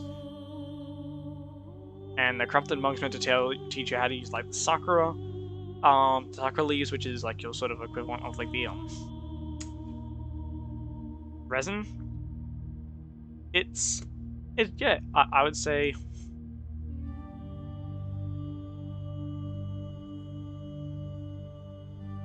It's a hell of a lot less annoying than the normal one is, and I think it's visually it strikes me the same as Flame Lurker. And yeah, the vibes is right just there. Headless Ape, fucking annoying piece of shit. Oh my god, I don't like gang fights, and this has been established. And it's the Guardian Ape, but there's two of them. A smaller arena. Yeah, no, I don't even like thinking about it. Great Shinobi Owl, so that's Owl when you fight him at the top of the tower. It's good. It's a good fight. He, teaches you again, like, don't be cocky. Relearn your lessons. I'm over the top of B. Makes sense for both the Owl fights. Again, if I was to, I need to replay Sekiro. It has been years. Same with Bloodborne. It's been far too long since I've last played Sekiro. I really liked the game. Some parts I found annoying. I got the 100% though. But overall, it is. It's been far too long, so I'm not remembering like a lot of the fight.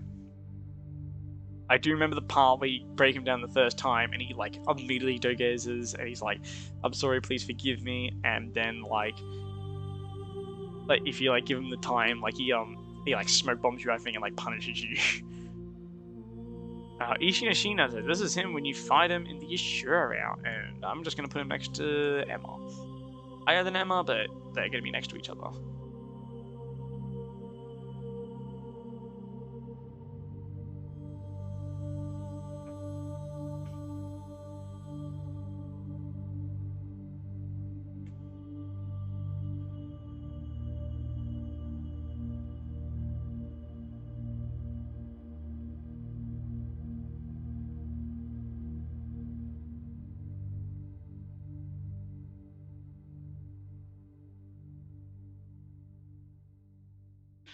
Yeah.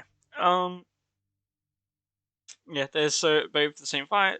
The only thing is, I kind of wish he was as strong as Sword Saint, but Sword Saint is him like actually a lot more going out, but I feel like he should be at the same time. And now we are here to Elden Ring, and I am going to be showing a lot of things in the mini bosses section, otherwise it would blow the fuck out of the F and F to the finest. So from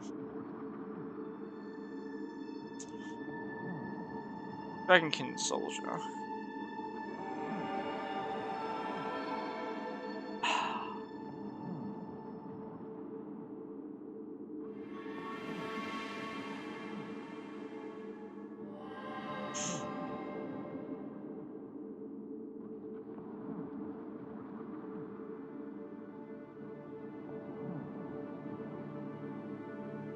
Yeah, I think, and I guess like while I'm doing this, closing remarks on whatever it is, Sekiro. I really like Sekiro. It is one of my favorite ones. Even though this section may not have explained it like as well as it could have, I very much do love Sekiro. It is probably my second favorite of the Souls. Second, maybe third, depending if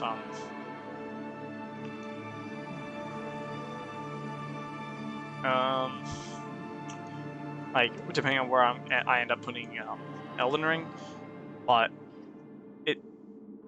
like again, it's just been so long. I just don't have the memory of it anymore. Like I remember vaguely the. I remember vaguely like.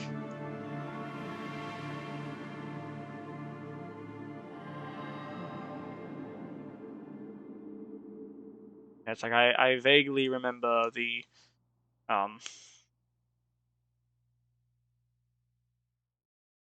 like some of the fights, like the ones that stood out. And the reason why I'm shoving all of these Elden Ring bosses just into the thing is because these are all like basically these are like all of the like Evergaol field bosses type things. And if I had to rate them all, one, I have not fought them all, and two, that would take so fucking long, and a lot of them would just bloat the F section. F and F minus section, because a lot of them come down to normal enemy that has boss health bar, but not actual boss health. A lot of them come down to that. Obviously, you've got something like Patches, which is the exception, but like, yeah. A lot of the Elden Ring like mini bosses either fall into here or they fall into the Dindu. Godskin Noble. You suck ass. Fine. I don't like you. It is a basic mob enemy.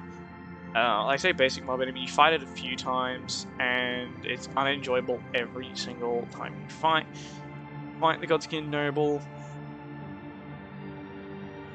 Yeah, just purely unenjoyable. Rykard. Speaking of good bosses, though, Rykard.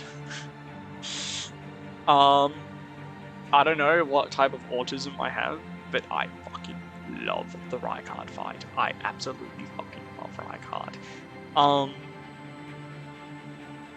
The arena, the attacks, it is a gimmick fight done right. No, I'm putting him in S+. It's a gimmick fight done right. You get the snake killer weapon, but you don't just instantly kill the boss. You have to fight for it. It is not like Yhorm, where you get the weapon to kill the boss and the boss dies. No, you have to fight Rykard. You have to fight to beat Rykard. His attacks big. He feels big. He feels like a god. Like you feel like his pressure, like his strength. You feel it. You can just feel it from him. You don't need anything else. You can just feel that like power coming from Rykard. Absolutely phenomenal boss design. I love him so much. Now we will devour the gods together. Elder Dragon's Grey Roll, not even really a fight.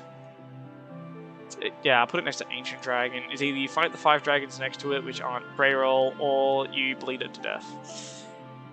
Yeah. Pain Ekazint. So it's your standard dragon. You're gonna be seeing these a lot. But it has Scarlet Rot. Love that. Love me Scarlet Rot.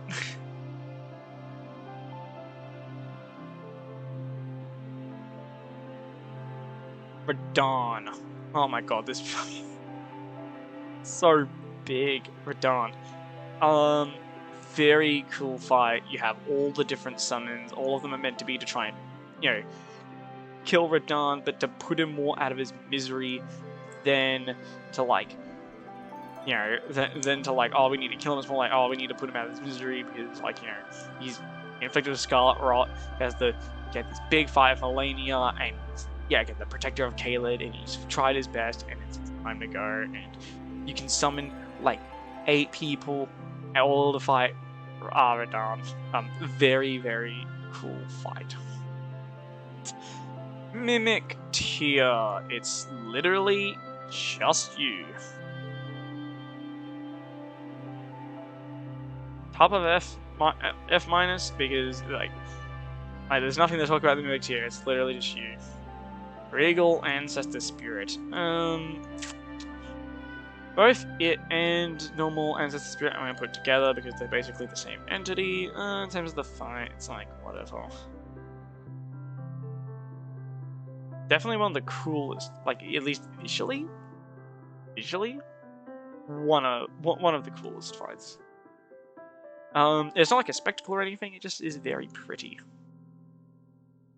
Valiant Gargoyles. Wow, you guys are going to fucking F minus.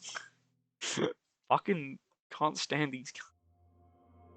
You go next to the Godskin Noble. Mind you, both just as infuriating as the other. These champions I almost want to put in the mini-boss section. Mainly because, yeah, they're not really a real boss. Dragonkin, Soldier of Noscala.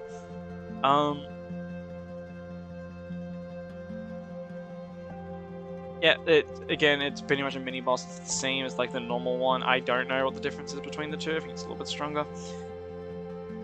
I'm going to shove it into this just for ease of access. It would most likely just end up in F minus, like, you know. None of this. Astel, however, I'm going to put quite high. I love its visual design. I love Astel's visual design a lot. The fight itself is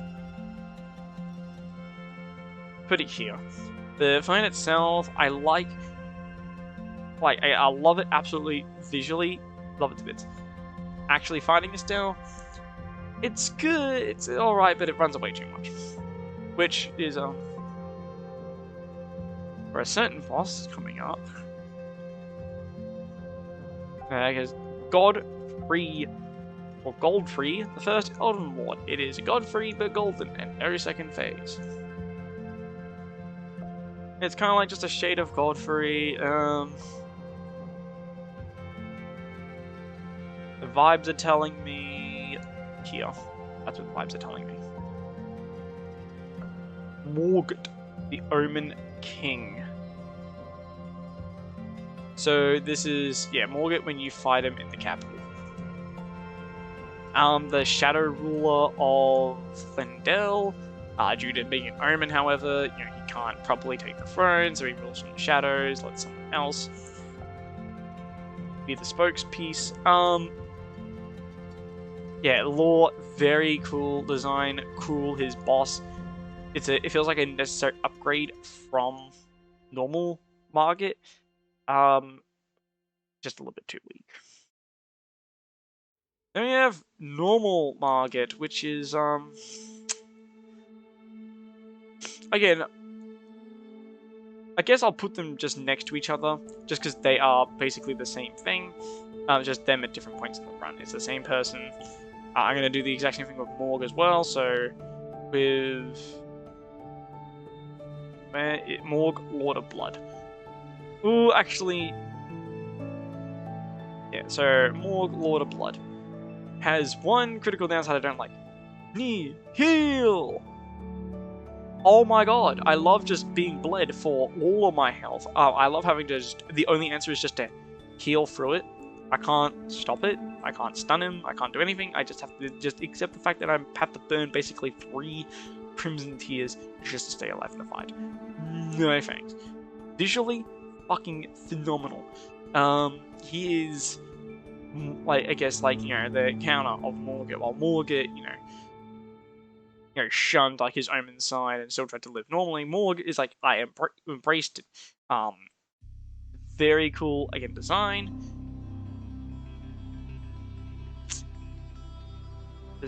And Morg Omen is exactly the same. So I'm going to put them together. The only difference is, I find, between like Morgott and Margit is, I find Morg a lot more of a pain in the ass to fight. Nihil sucks, and that second phase is bad. Borealis, I'm just going to shove next to,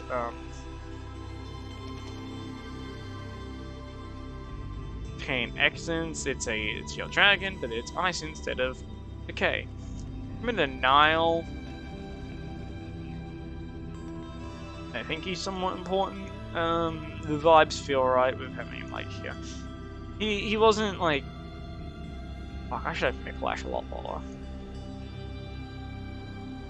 Yeah, that's what I'm gonna do. Fuck you, Micolash, you piece of shit.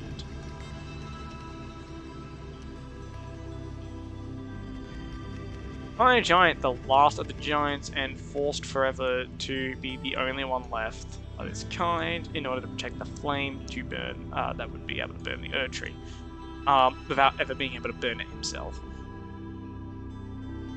Sad. Again, it actually feels like you're fighting a giant, like a certain other giant you fight in like first game. But he's just too much of a... He commits too much, like, to the bit of, like, you need to break his chain, make him fall down. His second phase sucks. No, well, I say sucks. Yeah, it's like his strong sucks, but like, yeah, I just find him... It was just an annoying fight, really. Lich Dragon Fortisax. I was too strong when I fought it. I think... It has to do with fear. Like, you gotta fight it after you fight Fierce Champions.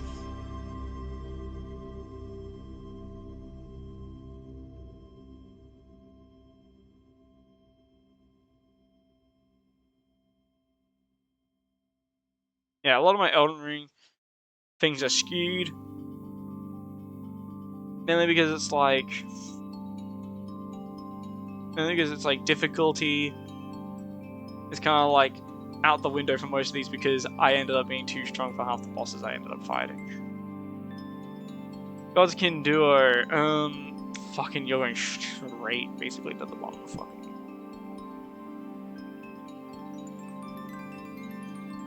Basically straight to the bottom of F-. I completely despise this boss. It's called Godskin Duo, actually 4 of them because they keep resurrecting. It is 2 bosses that are insanely annoying in the same room. It's a gang fight, and it just feels unfair. It's just a boss that's just annoying. It's not fun, it's just annoying. It's a big road bump. Completely kills the pace of the crumbling Faranzula. Die. Beast Clergyman / Malakith. The Protector of Destined Death. Protector of the Destined Death, and absolutely kicked my fucking teeth in.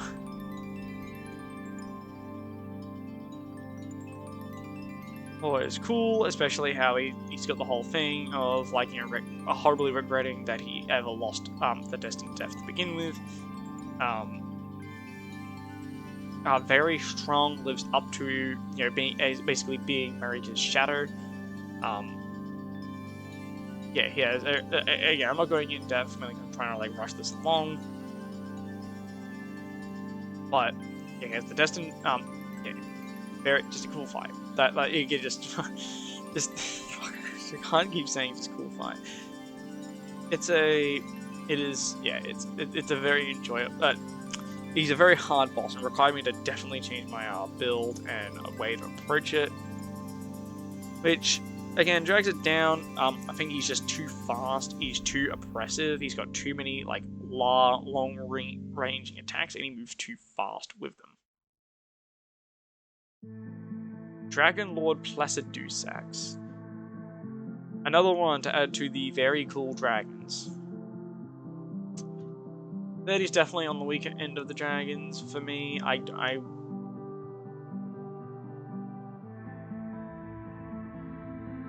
think I'm at the bottom of A. I liked the fight. I think it's cool fighting a big fucking dragon, 2 heads. But it's just this.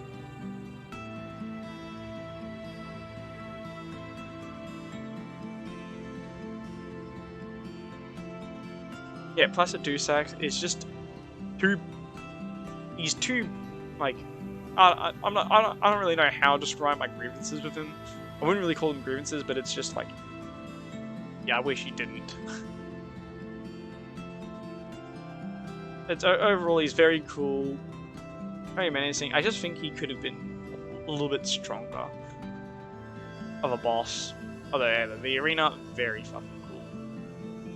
Sir Gideon Othniel, the all-knowing. Very cool fight. Kicks my fucking head in.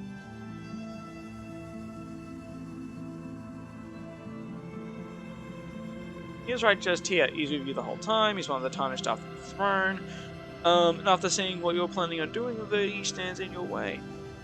He uses magic from all of the different lords you've already beaten, and what combinations of them that you have beat. It's very, very, very nice.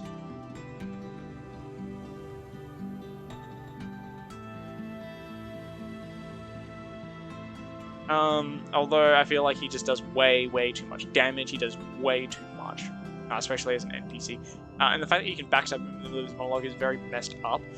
And it also makes the fight like significantly easier if you choose to do that. Horaloo slash Sneeko. So Sneeko is personally,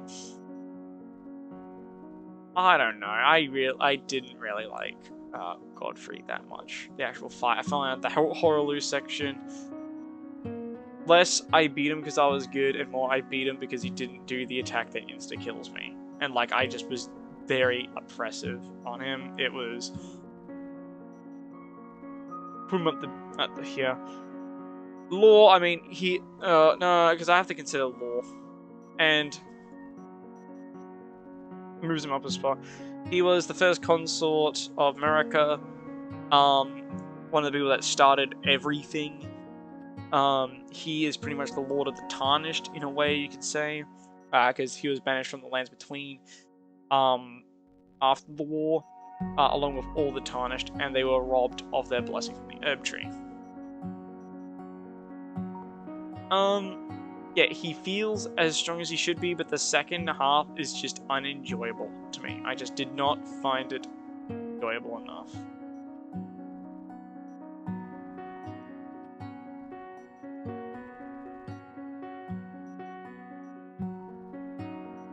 Right, with Theodorix, I'm just gonna shove him in, yeah, because he should be in here anyway. I'm gonna shove him in mini boss in this one. Otherwise, you know what? Fuck this dude. Yeah, you can go into F-. Next to your other dragon friends. Fuck this dude. Just made the crumbling forums even more unenjoyable. Loretta, Knight of the Haligtree. So Loretta is one of the guards of Mikola, and one of the guards of the Haligtree. Yeah, it's just a basic knight fight, pretty much. I like the fight. I enjoy it. I found it alright. It's pretty much just the same as the normal Loretta, but they are pretty much one and the same entity. Yeah, I guess I'll shove like this Loretta next to the other one, just because they are the exact same entity. The same as kind of like how Morgan. I like Morg, Lord of Blood, Morg the ML.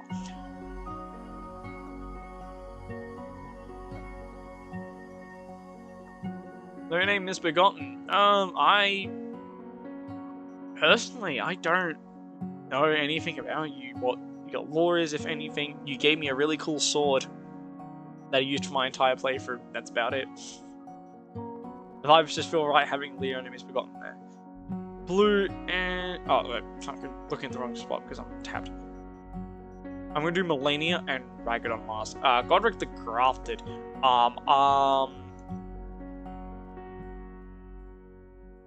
One of the Shard Bearers. I don't want to put him too low.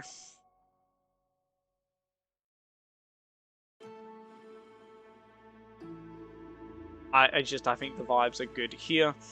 The boss is difficult for when you fight him in the game. If you fight him initially as the first lord, which the game sort of leads you into, the game leads you into fighting him first. And I'd say he's a good first rune bearer. I kind of like the filter. Well, I guess I would say Fel Omen Margit is the filter for Elden Ring. I like Godric as a fight. He's got lots of punishes, but he has lots of punishes against you as well. Overall, I liked him, but he's definitely not one of the favorites. And the arena is, I think, just too big. Like, big for the sake of being big. Red Wolf of Ragaddon.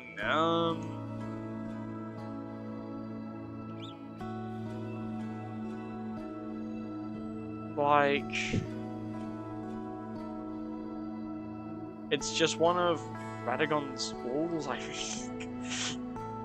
I think he gave it to Renala as a present or some shit, because you fight it before you fight Renala. Renala has lots of interesting lore around her, which is going to carry her a lot up. The fight, it's been a while. I think it seems like it's going to be really high, but she has so much lore around her. Her, again, being one of the main people that leads to everything happening in the series. Insanely important. How's the fact that you don't even really kill her, or when you beat her, like you sort of take her down, but she's still there to give you respecting and all that. She's got some form of immortality. It's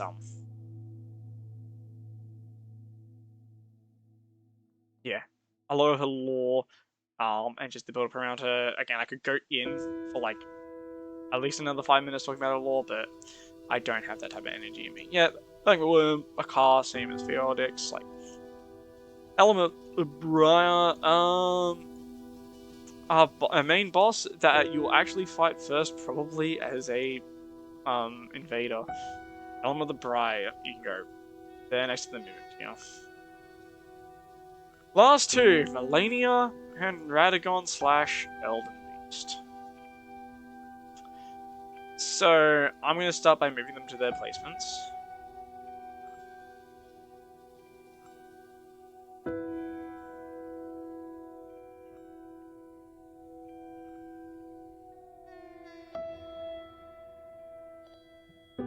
So they're both going to be in S and S+. I think anything less would be an absolute crime against them. Radagon of the Golden Order are one of the biggest move makers in the series, in the game. His visual design is striking. It's almost like he's not even really alive anymore, being purely kept alive by the Elden Beast. He's only there pretty much just to protect the Erdtree and nothing else. His attacks are big and hit hard, and he can combo them.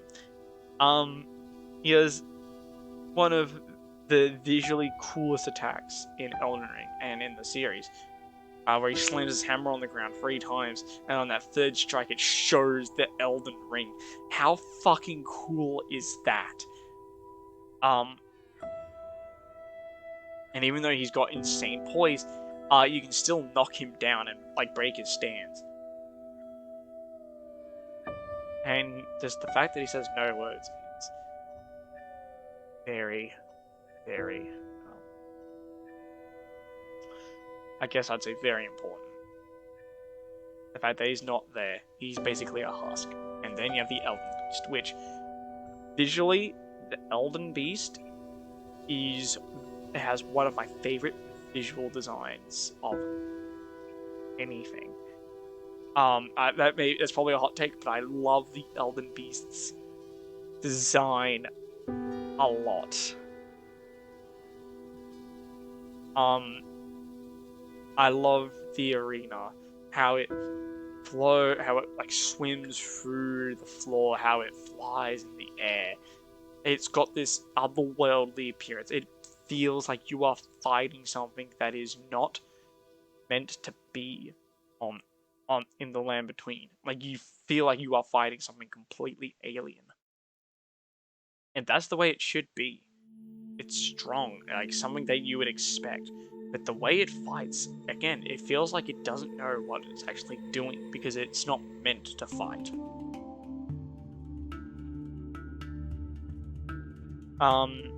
It is one of my favorites. Elden Beast carries Radagon high. Radagon, after a while, becomes kind of annoying to fight every time on every failed Elden Beast attempt. But how much I love both of them, I'd feel like bad not giving them somewhere in the top 5. I think I like the Sword Saint, Maria, and Gehrman more, but I love the Elder Beast so much. Elenia, Blade of Nicola, and that is someone that you fight that feels as powerful as they should be. She's oppressive. She punishes you for the slightest mistake. Waterfowl Dance is one of like the most scream bullshit moves, and that is probably one of my biggest downfalls, like one of my biggest gripes against Malenia, along with Malenia, along with the doppelganger move where she sends all of the doppelgangers out to attack you. I don't like either of those moves. I think they're both very not good, but the lore of Malenia, her visual appearance, how she's basically in pieces when you encounter her, but she gets up and pretty much does the same thing Maria does, gets up and says, "You should not be here. I have never once lost a fight." And you know she's being real when she says that. Her fight against Radahn basically killed Caelid and inflicted scarlet rot everywhere. It basically ended Caelid. And when you fight her, you feel like, yeah, you are fighting someone who could level our continent by herself. She is everything, visual design, it's just everything. And like Isshin the Sword Saint was a boss that I really had to mentally focus on. For the streams that I was, the single main stream I did at fighting against Malenia was like 4 hours of me basically being silent as I learned her and beat through and beat through and beat through and beat through. And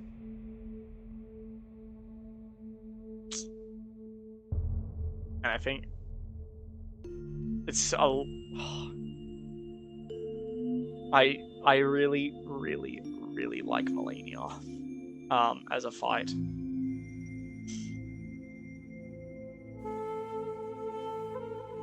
And that's it. That is all bosses, at least bosses that matter, ranked.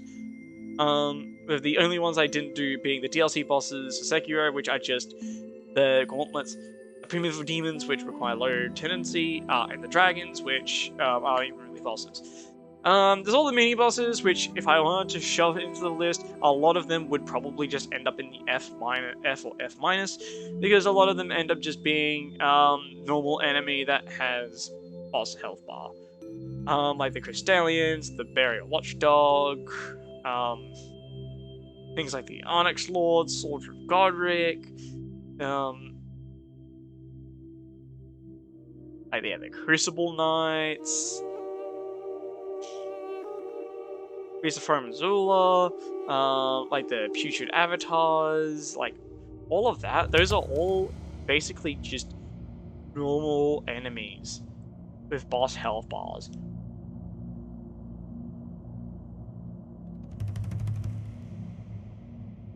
Again, do they all have their own little laws with them? Yeah, Fear's champions are part of Fear's quest line. The worms have the things of being like heretics that were cursed to forever crawl on their bellies because they searched for power. And in Sekiro, the Great Serpent, it was cool when you do the plunge attack, but it's basically the exact same as the Ancient Wyvern.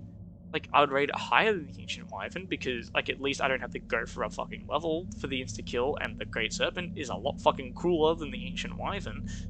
And the Great Colored Carp has, a little mini question you do, but again, they come down to one hit. There's there for war, but like I said, if I had to rank these, a large majority of them would just end up in F or F minus purely just because, there's nothing really there.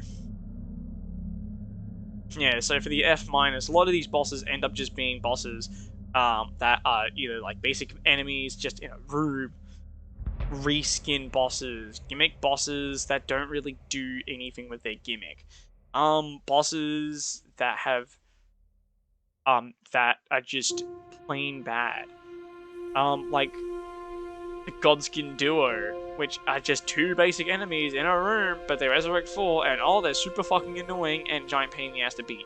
The Royal Rat Authority, which it's a Sif clone, which is a boss I really like, and it's like, oh, did you get toxic? Toxic?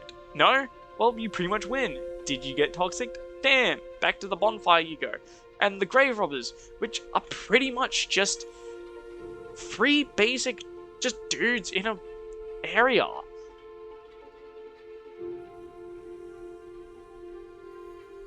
Yeah, like a lot of the F minus just comes down to that.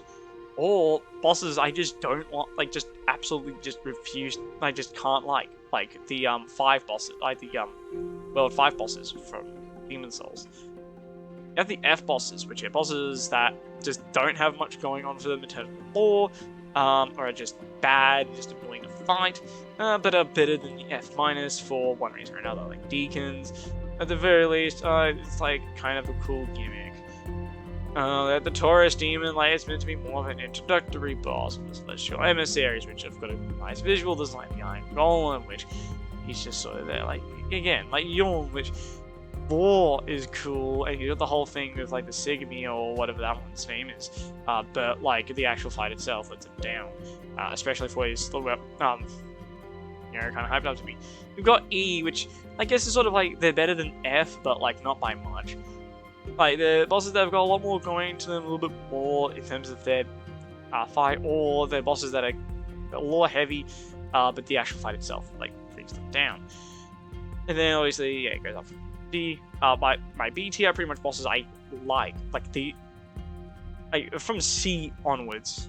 Those are bosses I actively like. Like those are bosses that I remember, and I'm like, I can kind of remember, and I'm like, yeah, I liked this. Like I like the Looking Glass Knight. I like the Amygdalas, the Sea Priscilla and Gwendolyn lore. Again, I went into depth with when I was at that point. Yeah, like, I love the striking visual design of Vorg, and the fights fun for the most part. These are just fights that just have, like, one or two, like, things that I consider kind of I can't look over. Like, again, like Morg's Nihil, or the Demon Prince's annoying-ass first phase. Yeah, you have the fights that I genuinely love. Like, a lot of these fights that are in this section, like, you could swap a few of the places around, I wouldn't be too beat up about. Again, like having Calamite over Malekith, like, yeah, some days I probably would.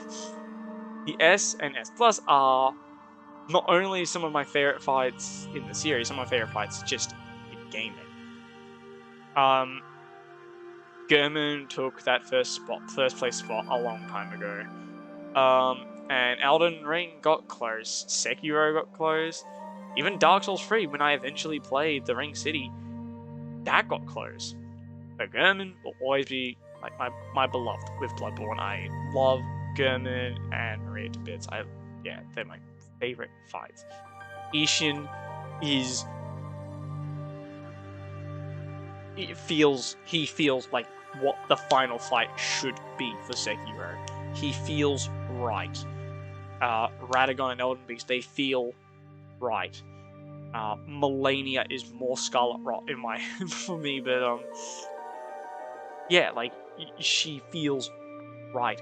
Medea feels like a dragon, like you're fighting a dragon. The Knight Artorias has so much lore and it all works with him. So, for like ultimate cool factors, the ultimate like cool factor. Rykard is the best of a gimmick fight. But you feel like you are slaying something you shouldn't be killing. And Orphan of Kos, again, another fight that lives up to like its reputation and name. Its lore works so well with it. In terms of the S Plus, the only ones I really kind of move around would probably maybe be Melania and Radagon. Maybe Rykard. Elden Ring is still very fresh to me. So maybe I would lower Rykard maybe to the S rank. Like I probably could. Same with Melania, she was initially an S, but I bumped her up. But outside of that, that is every boss ranked, except for mini bosses and the bosses I haven't done. But, those don't count. Those aren't real fucking bosses. I don't think this one needs editing, unlike the whatever it is, difficulty ranking. Yeah, so I don't know, at some point in the near future this will be uploaded. Outside of that, that's gonna be the end of stream. Goodbye, good night, and I'm gone.